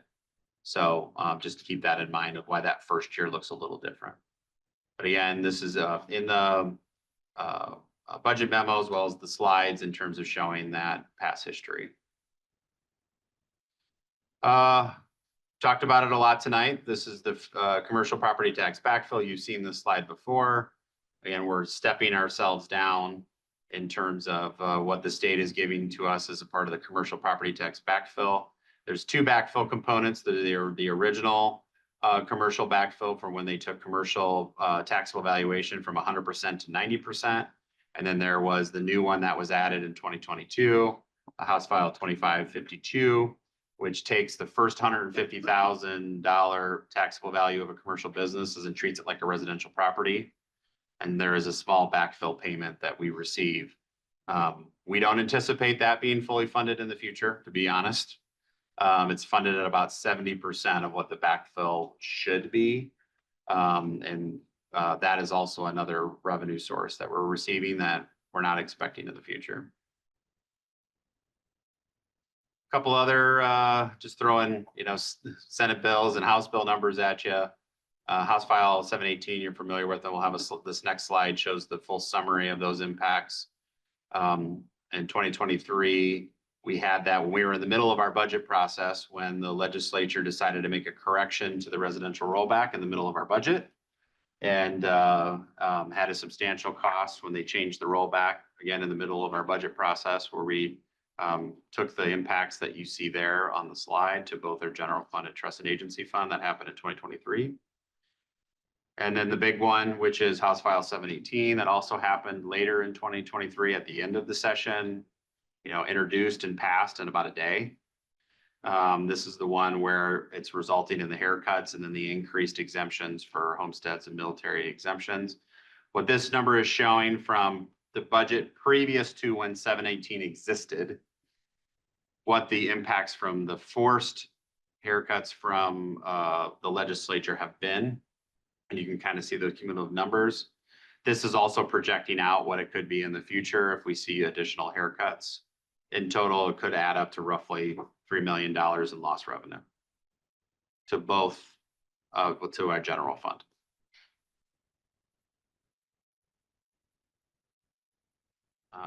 Something that slide that I added this year too is just letting you know, there was some budget requests out there that did not include in this proposed budget. We talked about a little bit of this a little bit at the strategic planning last year. Wasn't prioritized as a top and high priority, but it was on the priority list of a GIS technician position to, as Pete has talked about in the past, in terms of we've been building up Corey Phillips, our GIS coordinators, our senior GIS analyst skills to do a little bit more business intelligence and business data analysis in terms of process improvements. And we were trying to use maybe a new position to take some of the regular GIS work off his plate to then let him for us to find even more efficiencies and more savings. So that is a position I just didn't feel comfortable including in this budget in terms of adding more to use of cash reserves. There was some other smaller requests. And then the last one is one we talked about of, even though it was listed as a high priority in your strategic planning of this grant funding assistance, I think just the realities there have changed in terms of what grant dollars, particularly at the federal level, will really realistically be out there. We're just hopeful to get the dollars that have been allocated to us at this point. We're not too optimistic that there's much need for this at this point. It's interesting that that dollar amount lines up with the exact dollar amount of another expense we have that could offset each other, that would bring in extra dollars for us. So something to think about if we need to offset. And to your point, it is unfortunate to get rid of the grant funding. So because they will get their money back, tenfold if they're doing, if the grants are out there, first of all, if they're good writers and that, but so where does your investment for your return on investment come from, right? Your return, we gotta look at that for 15,000 and other expenses. I saw on an earlier slide. Could equate to better. The grant strategy doesn't turn exclusively on going and picking up a consultant. Because we already made it a practice in our big infrastructure projects to write that in as for the services we get from the engineering firms that work with. So Snyder is a good example. They've been very helpful locking down grants for the interchange project and also for Alice's Road.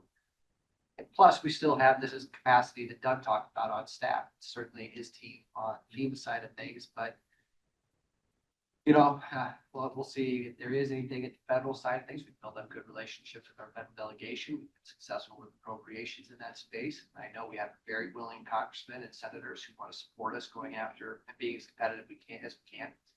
We also watch the private sector carefully. Good example of that would be with tree replacements, or the Doug talked about a couple of meetings ago. Trees programs, tree dollars are one of those things we see a lot at the state level that are still out there to go and compete for, and also in the private sector. I think we need to come up with something that's at a scale that makes it worthwhile to go after trees. You give it all the other reporting and applications that go along with it, but they're out there, so we'll continue to watch. I think just even tonight too, on the consent agenda, we have going after some grant funding for Lanand Park, some additional grant funding for Lanand Park through the Prairie Meadows process. So again, staff's continuing to look at those opportunities and those ones that we're familiar with, right? This was looking at what are the ones that we might be missing in the future. But again, I think our staff's perspective is that some of those programs may be less so. So we're going to continue to do what we've been doing up to this point and been fairly successful at. That's Pete's point.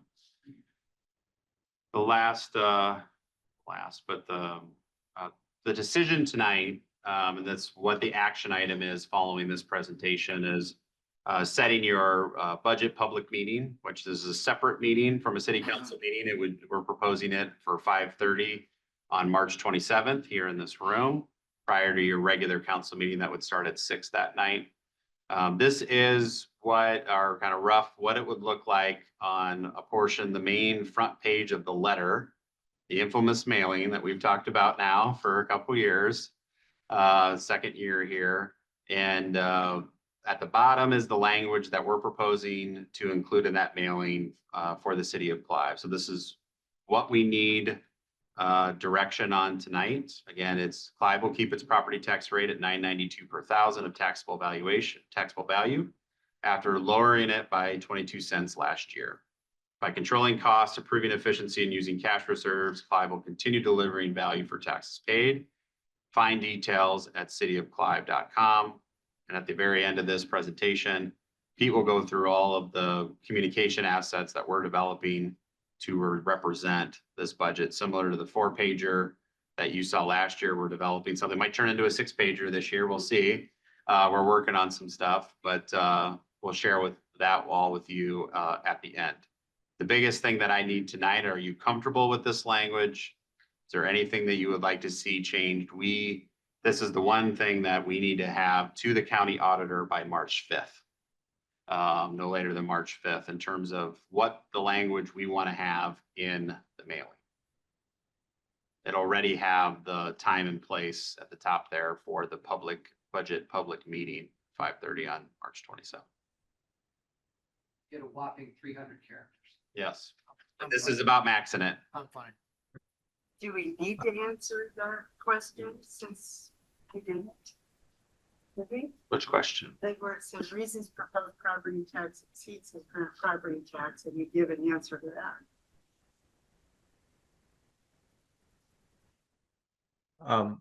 You don't have to. I mean, I just think that makes it confusing, makes it look like. Wait till I get to the next slide. It'll get more, this mailing gets even more confusing when you see the next slide. From a Unfortunately. communication standpoint, I don't want to dismiss the question. I certainly don't want to create confusion on top of what is already going to be really confusing. But I think that we're, as storytellers, more accurate and more timely than what our partners here will be with this mailing. And that we would really like to have the conversation within the context of the information we're providing, as opposed to being dragged around by this mailing. And so I mean, you hear people saying communications training is, especially among politicians, elected officials and staff, a reporter may ask you a question and then you answer the question you want to answer in response. I don't want to feel like we're hiding the ball in any way in that respect, but I think the answer that we provide here is an answer to a much more pertinent question than the one that they necessarily put there, because they're not representing the real tax change, the property tax change well in this mailing compared to what We need to put that statement in, reasons proposed property tax exceeds the current property tax. Sorry, say that again. And do we need to have that statement in? Because we're not raising our tax. That's set by the state. We Okay, can't that's change standard that. language. We can't change that. The only thing that we can change, That's what I'm thinking. the only thing that we can change is those last two sentences. And to Pete's point, the key is at the very end. We want to drive them to our website where we have the communication assets to really tell the Clive story versus what this mailing really tells you. Because what gets more confusing is what's going to be on the back side of the mailing. On the back side of the mailing, this is what's going to be on there. We're just showing the city. Hey, Matt, before we move on to that, I'll go ahead. so I think the language is perfectly fine, and I'd be perfect. I'm fine with it if that's what we want to go with. I would say that an alternative for that second sentence could be something along the lines of, this is the 12th consecutive year, or whatever the number is, that the levy rate has not increased in the city of Clive, or something to that effect, right? Just to kind of reinforce that message. So again, I'm fine with this, but that's an alternative that when I read it, I thought, well, it'd be kind of nice to let them know that we've gone 12 years or 13 years or whatever it is without raising the levy. How many characters do we have left? Pretty much none. We can work, We can work on some, but we can figure something. the only thing I would say, and I totally understand where you're coming from, Councilmember Weaver. I think our intent with that second sentence is we know that there is particular focus at the legislature regarding expense. and what local governments, expenses that local governments have. And so we wanted to make sure that that was reflected. We felt the first line kind of reflected the revenue side and your all's choice to lower it by 22 cents in this current fiscal year. So we felt like we touched the revenue side in the first sentence, but we wanted to make sure that we're also reflecting, and we know from our surveying, our resident survey, that they very much rate us as a city high on the value they get for taxes paid in this community. So we wanted to reinforce that on the expenditure side with the second sentence. And being that we only have 300 characters, that was kind of the give and take, is one revenue line and one expense line is what we were kind of going with, and then Yeah. pushing people to the website at the end. That's a fair point, and so I like that point. I would say go with it then. And I would say, make sure at the website we highlight that history of not raising taxes too. We can definitely do that. Yeah, I just added that. We can make sure we get that on the 4-page or two. Yeah, that's gotta be right up front and center. Can you get some characters back by taking out and using cash reserves? Do we want to bring attention to that? I'm a legislator, I'm a, what's cash reserves you got? Yeah, then that kind of opens up the worm. How much do you have? Right, like you got 50-some%. Well, Bang. it was. in No, some they don't ways- need to know that. The importance is controlling costs and improving efficiencies. That's the importance. Yeah, I agree with that. I think that's a good point. I would agree with that too. Whoa, say that again, Ted? I agree with Eric. One So of, since their statutory line does not say property tax rate or levy, and just says property tax exceeds, I suppose we do need an answer.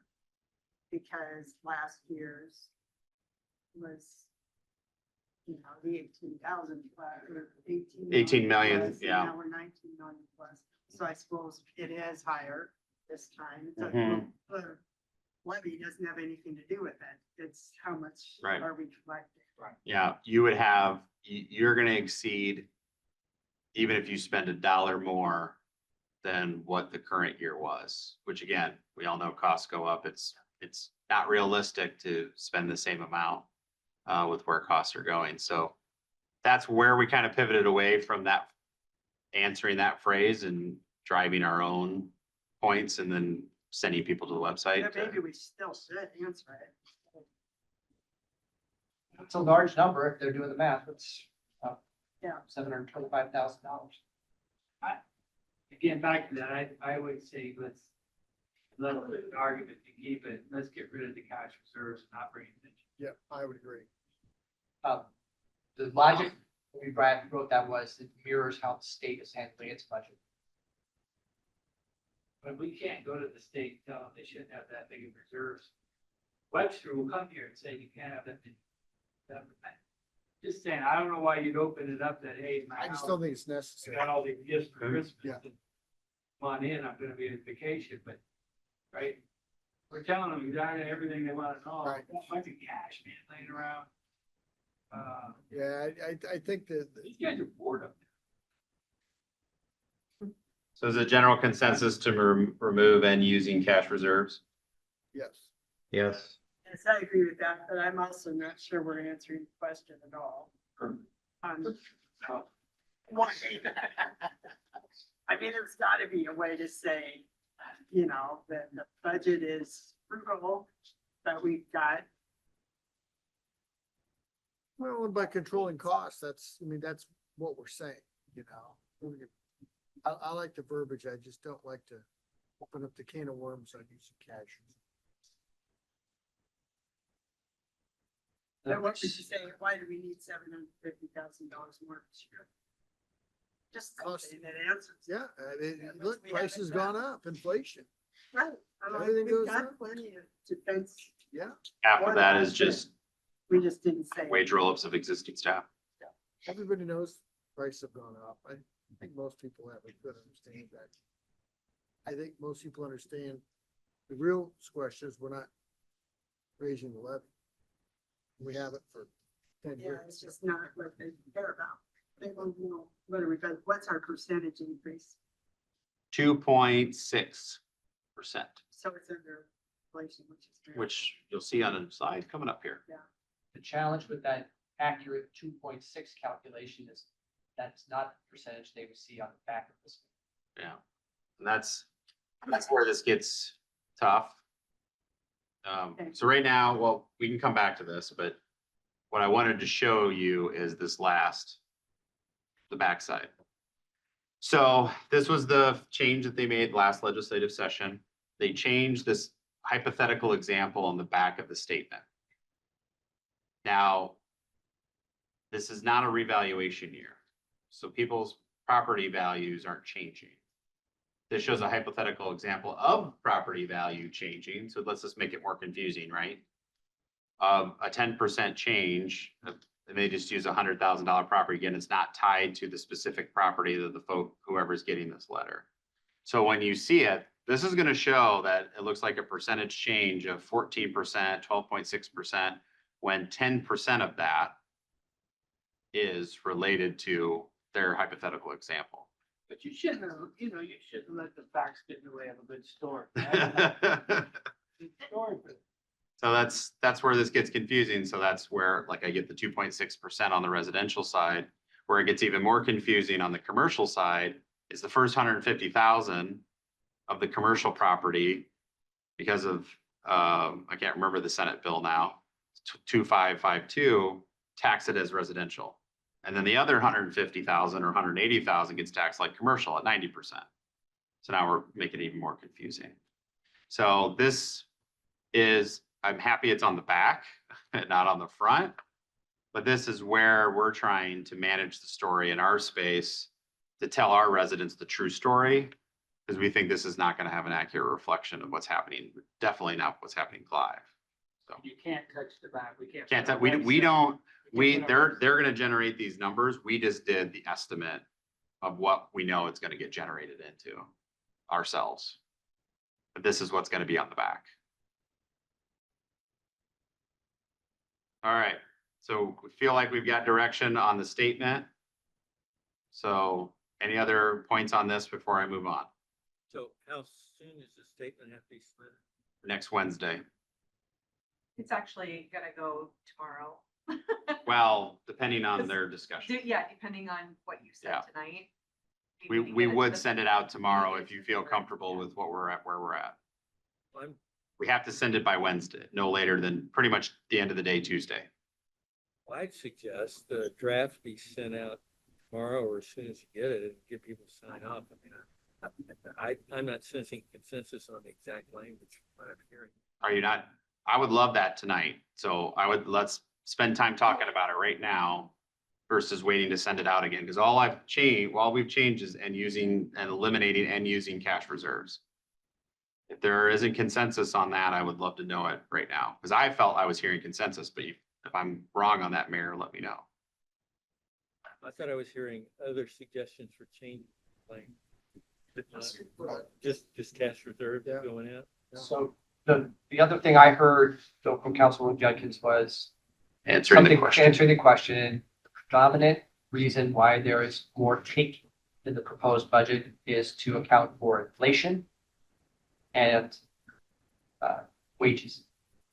So can you just say at the beginning, reasons for inflation and wages, period, and then continue, so you're not using very many words? We can do something that's very concise and even wordsmith it even more than that to get people are good with those two things is identified as the primary drivers for extra take. Can you say C legislator? Well, another option we could say is by controlling costs, improving efficiency, managing increases in costs by inflation or something to that effect that replaces the end using cash reserves piece. Maybe that hits at that. I don't know if you want to say and wages. I've had people out say, oh, city workers make too much money, blah, blah, blah. I've heard that pushback right there. I like inflation and escalating costs, something of that nature where you're not singly pointing out, because it's not just wages, it's everything. It's the cost of, new fire engines. It's everything. Insurance. It's a big picture. It's, Can you just say cost of living? Well, one other suggestion I would make as you're saying that, Councilmember Klein, is what we could say at the beginning of that second sentence is by managing increased costs and inflation, improving efficiency. 5 will continue delivering value for taxes paid. You see what I'm getting at? Go ahead and say our property tax increase is 2.8 or whatever percent you said it was, which is the truth.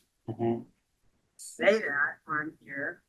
That probably is going to be confusing to somebody to see that other estimate, but there can be an explanation on the website that this wasn't a revaluation. So, The one challenge with that, there are cities we've seen that have done that. They staff their person says, this information is inaccurate. So they wrote in there. I don't think you want to go down that path. and I'm not suggesting that. No, I know. I know you're not suggesting that, Councilor, but one of the challenges is we're gonna have that 2-point number that we would have. 0.6, yeah. But if they do the math here, that's a different number. And then on the back, they see a third different number. Keep it simple. And so then we We don't want really fuzzy math. get confused. So what is the 750,000? If you're telling me it's 2.6, It's- but if they do the math, it's not gonna turn out to be that. It's across all 3 tax levies. So roughly 300 some thousand of that, as I mentioned earlier, is additional property tax revenue, the general fund. And then the balance of it is across trust and agency and the debt service levy. So what that 992 generates with the 2.6% growth in taxable valuation. Well, you call yourself 21 characters. We can drop the reference to cityofclyde.com again too. That's not a place where we can say this. But do we get back to, Oh, what's the answer to the question? Reasons property tax exceeds current inflation of costs, or some just short, succinct phrase answering the question and then the narrative. I just don't think you need to answer the question. We didn't last year. In our statement. And the statement last year read. Clyde plans to cut property tax rate. Its rate from 1014 to 992 as property values rise. Average households and businesses will pay less tax to the city of Clyde than last year. Explore tax and budget details and Clyde's investments in streets, parks, and infrastructure at city at 5,000. So that was true, because everybody did end up paying for it. No, they didn't. Well, I did. On average across the community, no. In terms of the example, The average household was the 18,000 that we have in this scenario. As the city of Clive rate, portion of the rate, Yeah, that's. just the city of Clive portion of the rate, not the school or county or any others. extra escrow for home insurance, right? There was Right. that thing that people actually feel when they see that number get pulled out was. Well, I think we did answer the question last year with that. That was specific to property tax. It Okay, wasn't so- about the rate. We're in agreement to take out cash reserves. What's the sentiment? Do we need to answer the question or? Yes. City manager is saying you don't need to answer it. Do we? If we don't need to answer it, I'm almost hesitant in providing ammunition. If we don't need to answer it, then why do? Well, maybe there's a both and here. Because what you'll see in this document is accuracy, timeliness, but also an example, a lot of discussion about what we are spending on and why we are choosing to do that, aligning with the strategic priorities that you all have set. So I do not think that we should completely shy away from that theme of investing in Clyde's future. That has been a dominant theme for us. And to say that we continue to have to do some taking to still make those investments, that's okay. It could be that we are increasing costs due to inflation, but also to continue making the necessary investments in Clyde's future. So you've married then together some prioritization and cost cutting. And then, holding back on the new things, but also saying can't stop growing and we can't stop making progress. So you'll do that at 300 characters. Yes, I can do that in 300 characters. before we're done tonight? Not before we're done tonight. I still need, if we weren't. If you want to make that amount of change, then we're gonna have to share something with you tomorrow. Yeah, I'm fine with that. I think you've got, Mayor, you think we've got direction on that to? The only other thing I would say is, can you just kind of talk about maintenance? Because that's so much of what we're doing is maintaining our. Infrastructure. Right. It isn't just about the future, it's about keeping the lights on, or keeping. On the trails. I mean, these are just keeping parks. These things are, Operating. these are expensive as items. is. I can get that done there too. It will be. And that was similar to what we mentioned that in the last year's statement. All right, good luck, Pete. You got it? Well, a friend that'll help you, initials AI. so what'll be important in my weekly update tomorrow, we will share that updated statement. I will need your feedback very promptly on that. Because we will need to no later than Tuesday, right? That's our deadline. Okay. It is, right? We were gonna send it to the paper tomorrow, Cause you're an overachiever. and that's at 10 a.m. I am. Why that deadline? To get it published in time before the public meeting. Yeah. I have to get it in the Department of Management to get the information to spit out. That's all gotta happen before 10 a.m. tomorrow. So can you have it done? Because before it has 9 to a.m.? be in this, on the 7th, because you have I can 20 create, days before the 27th of March, like we did all that. I'll create drafts tonight, Semi-finally. run past Matt, and then still tonight, we can have some options, or I think we need to control it just to one option though, after we workshop it. Yeah. And that way you all can take a look at it. Can you also have your option? Can you also just get rid of those 21 characters? That's our second option. So Yeah. the total button of saying, we can't go back and forth. This is best case. Let's do it. Yeah, we can do that. I'm not saying it's perfect. I'm just saying it's that. I don't think we can get 7 people that this thing's gonna start going around to. Right. I can tell you, I got meetings starting at 7:30. Yeah, too. So am I gonna look at this thing? Probably. In that vein, I think we're achieving what needs to be achieved here, maybe with some tweaks on the cost language and removing the cash reserves. If the council's comfortable with that, we can get it done for you and share it out. If you have comfort in us finalizing that for you. I'm fine with that. I'd still like to see it. No, 100%. Yeah, I mean, it sounds like 10 a.m.'s drop dead time. And if anybody Dwayne can't registered. respond, you just have to- Yeah, yeah, if you can't respond, you can't respond. Yeah. Yep, silence, fines, acquiesce. Okay, but we got some work to do. All right, We're not that far away. I've got a good start. maybe we'll have it before the end of the night. Looking at the comparison, How are we gonna be here, man? might be a while, who knows? Looking at the comparison to other cities, here is where we rank and what we've heard on the proposed rates from those other cities for FY 2026. You'll see a few adjustments to a few rates. About half are staying the same, similar to what we're doing, and about half are seeing some kind of maybe either slight decrease, 5 cents here, 10 cents there. But Clive would continue to be the second lowest out of these on this list. And I've talked about a lot of these items, but one thing I do want to come back to is I know we've talked a lot about obviously challenges on the revenue side, controlling costs.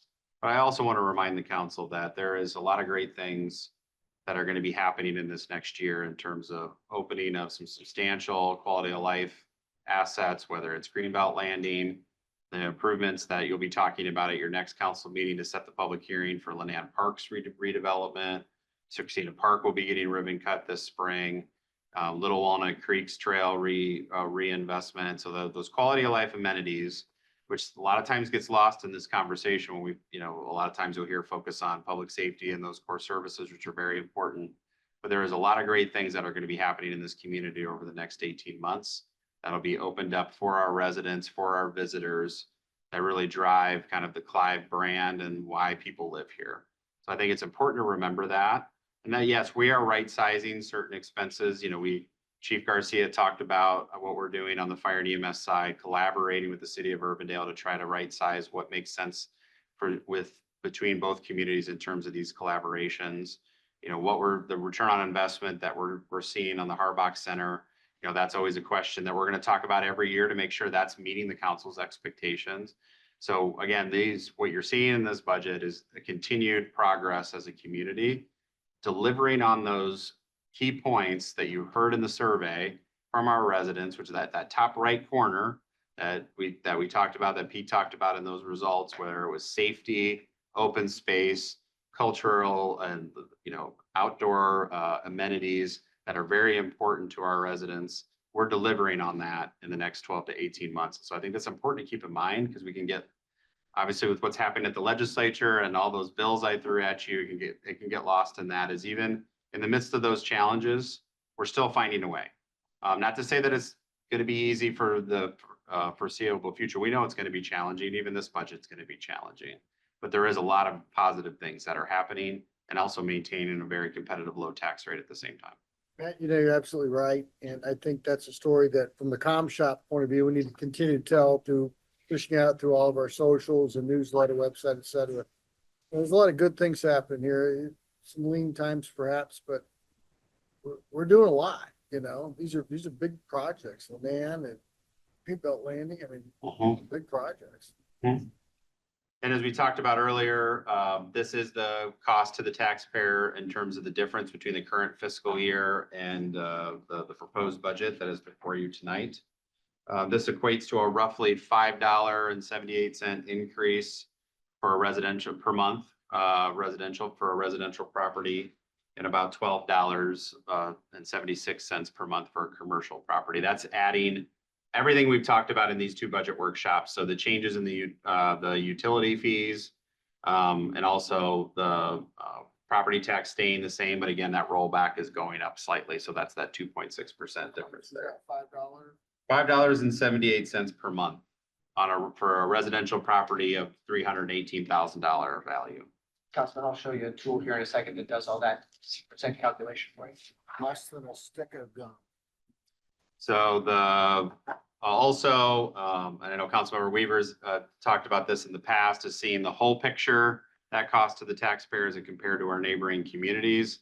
I can tell you, we maintained our ranking on the residential side. On the commercial side, we actually moved up the rankings a couple spots above Altoona and Johnston.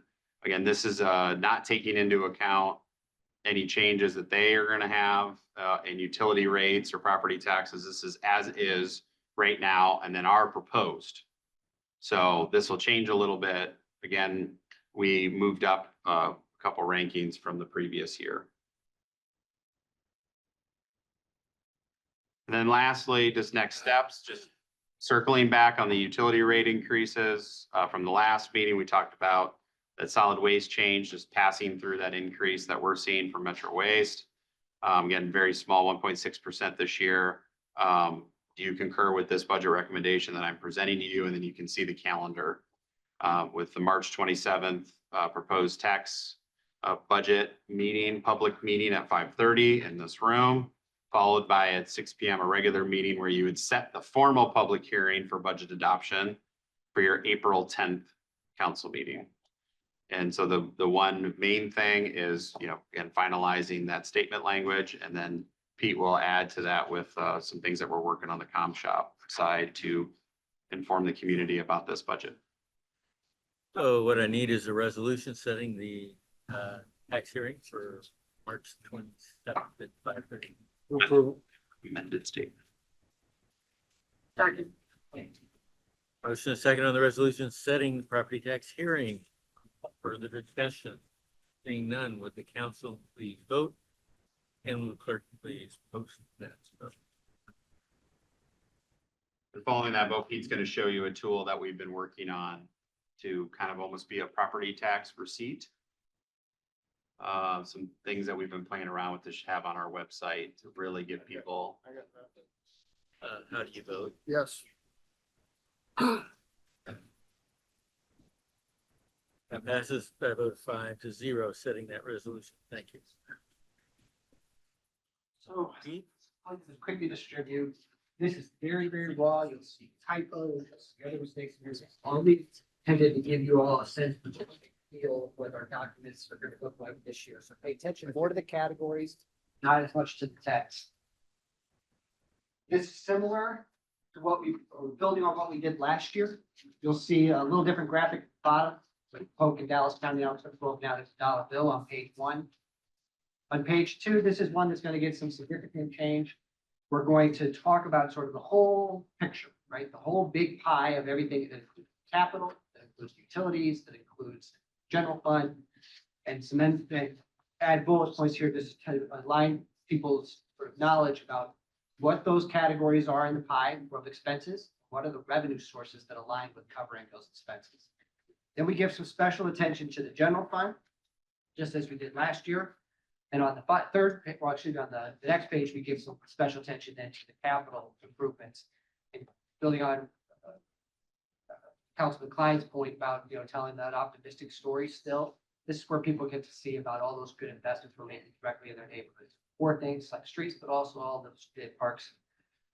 On the back, a little different than last time around, we're going to have the utility information at the top. Last year, that took up the entire page. Now we're going to add the lost information that was because lost is a wonderful story about property tax relief, but also those ongoing capital investment because our lost dollars, Polk County and Dallas County side are going to streets, parks, those things that make our neighborhoods great. This is the biggest one though that's changing. This third page, and we're still trying to figure out if this is going to be a standalone piece or we're going to make this sort of a pages 5 and 6 bigger document. This is our crack in a receipt. The receipt still is static. It assumes that $318,000 home, but you'll notice if you have to go down the columns between current and proposed, the biggest driver in change in the taxable property value in those homes is going to be the rollback. So we apply that so that the taxable value in the proposed budget for our typical house is higher than it was in the previous year. And then you roll it down to all of the different levies that add up to our 992 property tax rate, proposed rate. And then you start to see then the amount change in actual dollars, not just percentages on this receipt from the current year and to the next year. The other advantage that we have on this is starting to show folks, especially with that general fund subcategory breakdown, what those pretty modest increases from fiscal year, and certainly if you break it out by month, those modest changes that you get for maintaining great public safety, great culture and recreation, public works, capital projects, and so forth. We want to get down to some small numbers. Big numbers oftentimes leave our audiences a little bit more confused. And I think they see these small numbers, they can get their brain wrapped around what is the true cost to pay for these things that we all depend on together. Less than a cup of coffee a month. The most powerful tool I think that we're working on, and I'm optimistic we'll get this built, is actually a tool that gets us parcel specific to what your specific home's assessed value is going to be. So I'm going to quickly show you this. This is still very raw, what we're building. So this is some code that, with some help from some AI tools, I was able to build. And what you see on the left is just the raw code in a tiny HTML site. But this is what it would look like on the right-hand side. So let's take a household that is, for example, $600,000 assessed value. This tool then applies the rollback for the current year and the proposed for the next, and gives us updated tallies for what that specific home's total current fiscal year, estimated for the next year, the change, the percent change, and the per month cost. And then if you go down further, it gives you that breakdown in the subcategories for the general fund funded services. So we could take another house here. My tool is still working, right? Let's say it's $1 million home. Calculate, and it updates all those numbers. So our goal would be to put this calculator and receipt tool on our website and have it be one more tool that we use to tell an accurate story about the proposed budget for the county. So Pete, you're thinking that it's a 5-page document on the webpage, maybe another separate? It could be, Molly and I and Matt, we're working on sort of what is consumable for our audiences. When we do most of our storytelling, we break it up into chunks. Right. So there are kind of categories here. So we don't have to present it all together as a total 6-page document. Although I think for all of you as fellow storytellers in all of this, people that want to take this out to your constituents, this is still a pretty concise representation of what your priorities are and what your thinking is for the future of the city. I think Strikes this me is as- so cool. Strikes me as a lot. Yeah. A lot to digest. I mean, if there's a way to have an executive summary or some kind of simplified one-pager that hit on the high points, so some, I don't know what you call it, a summary, so that somebody could just hit that and get the high points. Okay. Yeah. This has got, I mean, it's great information. There's so much depth. Well, I don't know. And we showed we had a 4-pager last year. And we had a number of communities that wanted to copy what we did last year. So I guess the only thing I would say, Your Honor, is I think that this 4-pager does a good job of summarizing the different sections. I would hate to try to distill this size of a budget to half a page or barely a page. I don't think it does this budget justice or does this community justice, to be blunt. And I think the 4-pager with the combination of the capital investment, the dollar bill on that front page, showing where your property taxes go, to know that, yes, the city is a portion of it, but there's a whole lot of other players, the cost to the taxpayer. But those really good investments that we're making as a community on the capital side, I would hate to have something else replace this or be used instead of. I think you need the 4-pager to tell the whole story. And that is what is put on the website. So we're cognizant of what's above the fold, right? What's the person going to read first and the order of things. It would be challenging to distill it that far down. It would be my concern. Well, I guess I was thinking along terms of, what is the most important message? What's the first thing, as you mentioned? Is it where your property taxes go or something else? Maybe just highlight that first. Something. We could take dollar bills and move them up.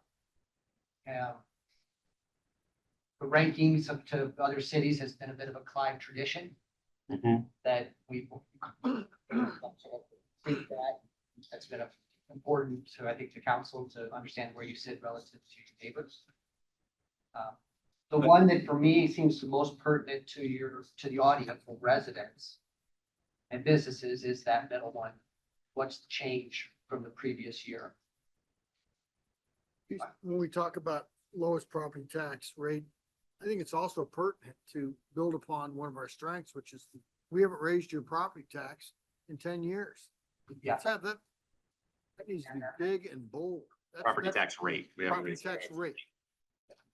I've got that there too, and we've got room to, the document gets long because we add a lot of design pieces to it, which I think make it easier to visually Still consume. like pictures. Yeah, but we still have room for those key bullet points. Yeah, I think we can call that one out. So again, The summary is also very reasonable and I can make so that. my point being, if we're directing them to the webpage or whatever, and they only have time or they only look at one thing, what is that? Let's do that. And someone can drill down into detail on this document. What's the message? Still iterating, so I'd say now that you've looked at it, you're kind of generally good with the big categories of our story. I think we get an even more concise version of it. Tear this one up, just so there's no confusion, because we're gonna be doing a lot of changings to it still. Recycle. I've got. Recycle it. Recycle it. I was starting to say on the calculator, but I think that's really good. But I wouldn't use the word municipal. I just stay sick. I just think people get that. Yeah, why confuse? I agree, Susan. Keep it simple, stupid. And then I really am glad that you had this focus on the local option sales service tax. Good to put on. But because I really think this is in the crosshairs, and that's part of why they're doing that Senate joint resolution. To change out, the Constitution. And they'll eventually sunset. For I this will. And raise the sales tax. Which will take a couple years to do that, but, anyway, I just think where it says provides property tax relief because 50% of the revenue goes here. Just be very clear that otherwise those costs would. Yeah, that's one of the pieces of language where, Borne by property tax. That's, we're still Yes. drafting that section Yeah. to Molly be had to fair. work on that. Yeah. She wasn't here when we went through the whole loss thing, so We still need to do some massaging on that language. Okay. Yeah. Those are- Very rough draft form, but this is what we're gonna have for the mayor's state of the city. And then have it ready and have the digital versions ready on our website. That's why I think that key term at the end of that statement is go to cityclive.com for more information. Is to have this information on there when they get that mailing by March, March 15th, March 16th, whatever day the post office gets it to them, that we've got all this ready on the website. Here's the debt that's from the state. Right, exactly. So that's all I have, Your Honor. We'll be sending you an updated statement draft here shortly. I'll just make one other comment on the slides. Where we have slides that represent a loss in revenue, like backfill 718. If we can look at it from the lens of someone who doesn't know diddly squat, and make it easy for them to see, oh, this is a loss in revenue based on 718, whatever, just to make it clear. right. Because on the backfill, I don't think the word, well, I want just a layperson to be able to look at it and say, oh my God. That's not too simple. Definitely red. Where we've got the figure, $3 million loss on 718, where we have that figure indicated it's a $3 million loss as a result of 718. Right.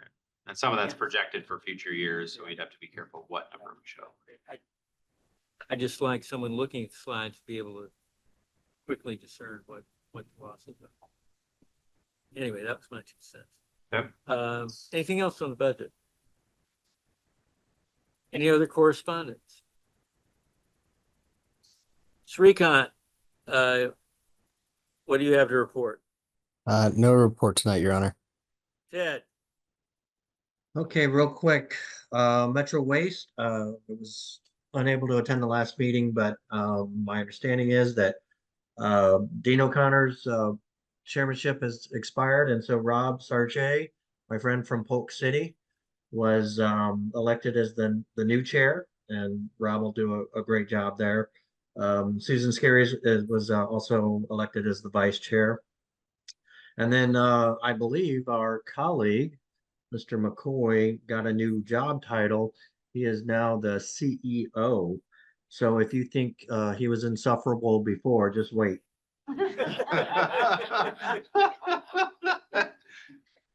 MPO, we passed a 2-year strategic plan that I think is very good. It'll be a good good direction for staff. And we have a lot of new elected members on the MPO just due to the recent elections. And so that'll be a nice guidepost for them. And Dylan Mullenix had his contract renewed. He's done a really outstanding job in that first year. He was kind of on a probationary term, but he's now been renewed for 3 years. So we have Dylan back in the fold. And then lastly, our illustrious former police chief wanted me to make sure to report to you all that his bowling team beat my bowling team last week. And so I will bow down to the bowling greatness that is Paula. That's my report. Thank you, Ted. Eric? Quickly, Mayor and I attended the Civility Summit. Also, many of us attempted the chamber dinner last night. And I also participated in the rental housing group discussion. This is the third meeting and more will come out of that as far as recommendations. Most of which is status quo is working, so we'll continue how it is with a few tweaks. That's it, Mayor. Thank you very much. Susan?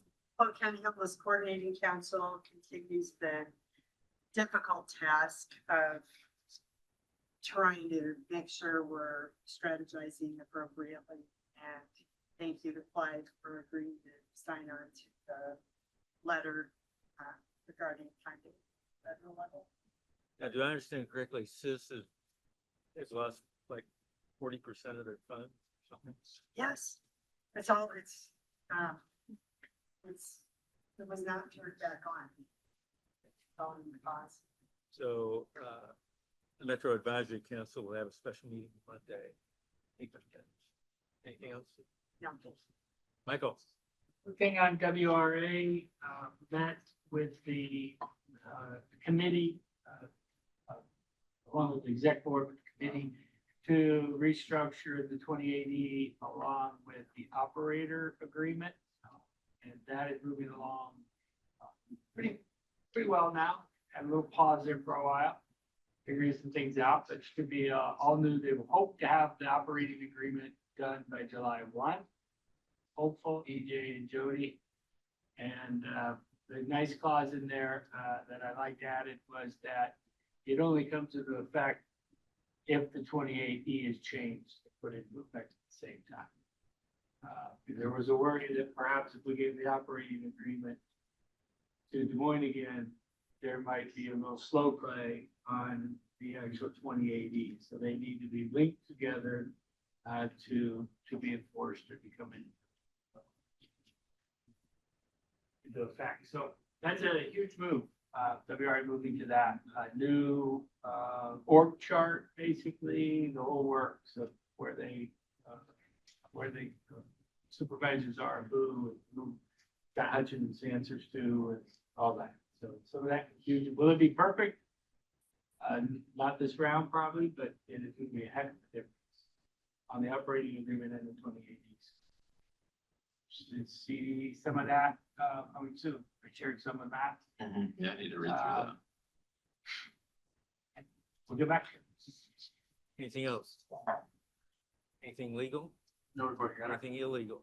No, I do. Oh. You don't mean. Pete, what have you got? Got some greenbelt restoration work going on west of 128th over toward the country club neighborhood toward the dam. We had a couple of constituents ask about that. So if you get questions, let them know that we're going to be putting together sort of a bigger roundup for a future utility newsletter about not all things happening in the greenbelt now, but what we should expect to see throughout the rest of the season.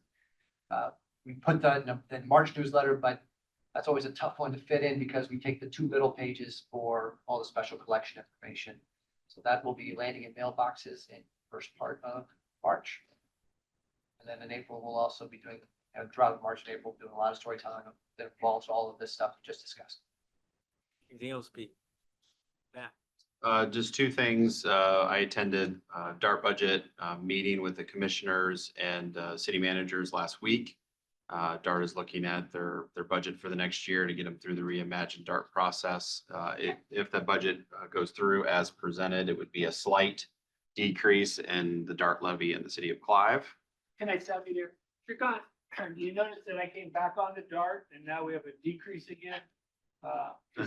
You know, Michael, interpret it how you want. You know, if you want to take credit for it, go for it.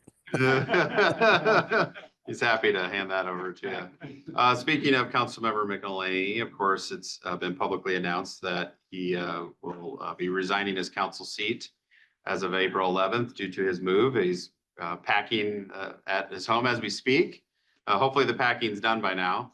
But one thing I wanted to see council direction on, now that we've received that on your next council agenda, we'll have his resignation, a letter for your acceptance, and then needing your direction on filling that council vacancy.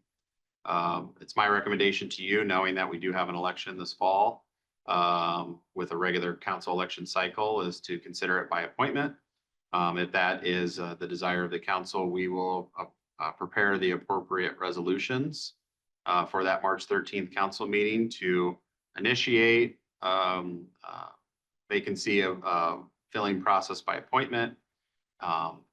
What that would also trigger then is would give us an opportunity for the April newsletter to advertise that to the community, to send their, for residents that are interested, send their resumes, cover letters to the city clerk, similar to what we've done in past council vacancy appointment processes. And then what I would offer to you, if that schedule sounds appropriate, that gives about, give it about 3 weeks. You know, in April, usually council newsletter or city newsletters hit that first week, first couple of days in April, is give it about 3 weeks to receive those resumes. And then now tonight, because of the DC trip, we moved your first meeting in May to May 1st, is have that May 1st meeting be the meeting where we would bring all the resumes in and all the folks in that would be considered for that for you to interview and make your appointment at that May 1st meeting. What that would mean is you'd have one council meeting, it'd be that second council meeting in April where you'd run short. This is my understanding, Councilmember Michelini's last meeting will be the April 10th meeting with his resignation effective April 11th. So that would be the schedule I would propose to you. If the council is comfortable with that, we would move forward with that direction. Ted, is that good with you? Yes, I'm good with that. Everybody else here? Yes. Heads are nodding. All right, we will proceed accordingly. That's all I have, Your Honor. Very good. Anything else for the good of the order tonight?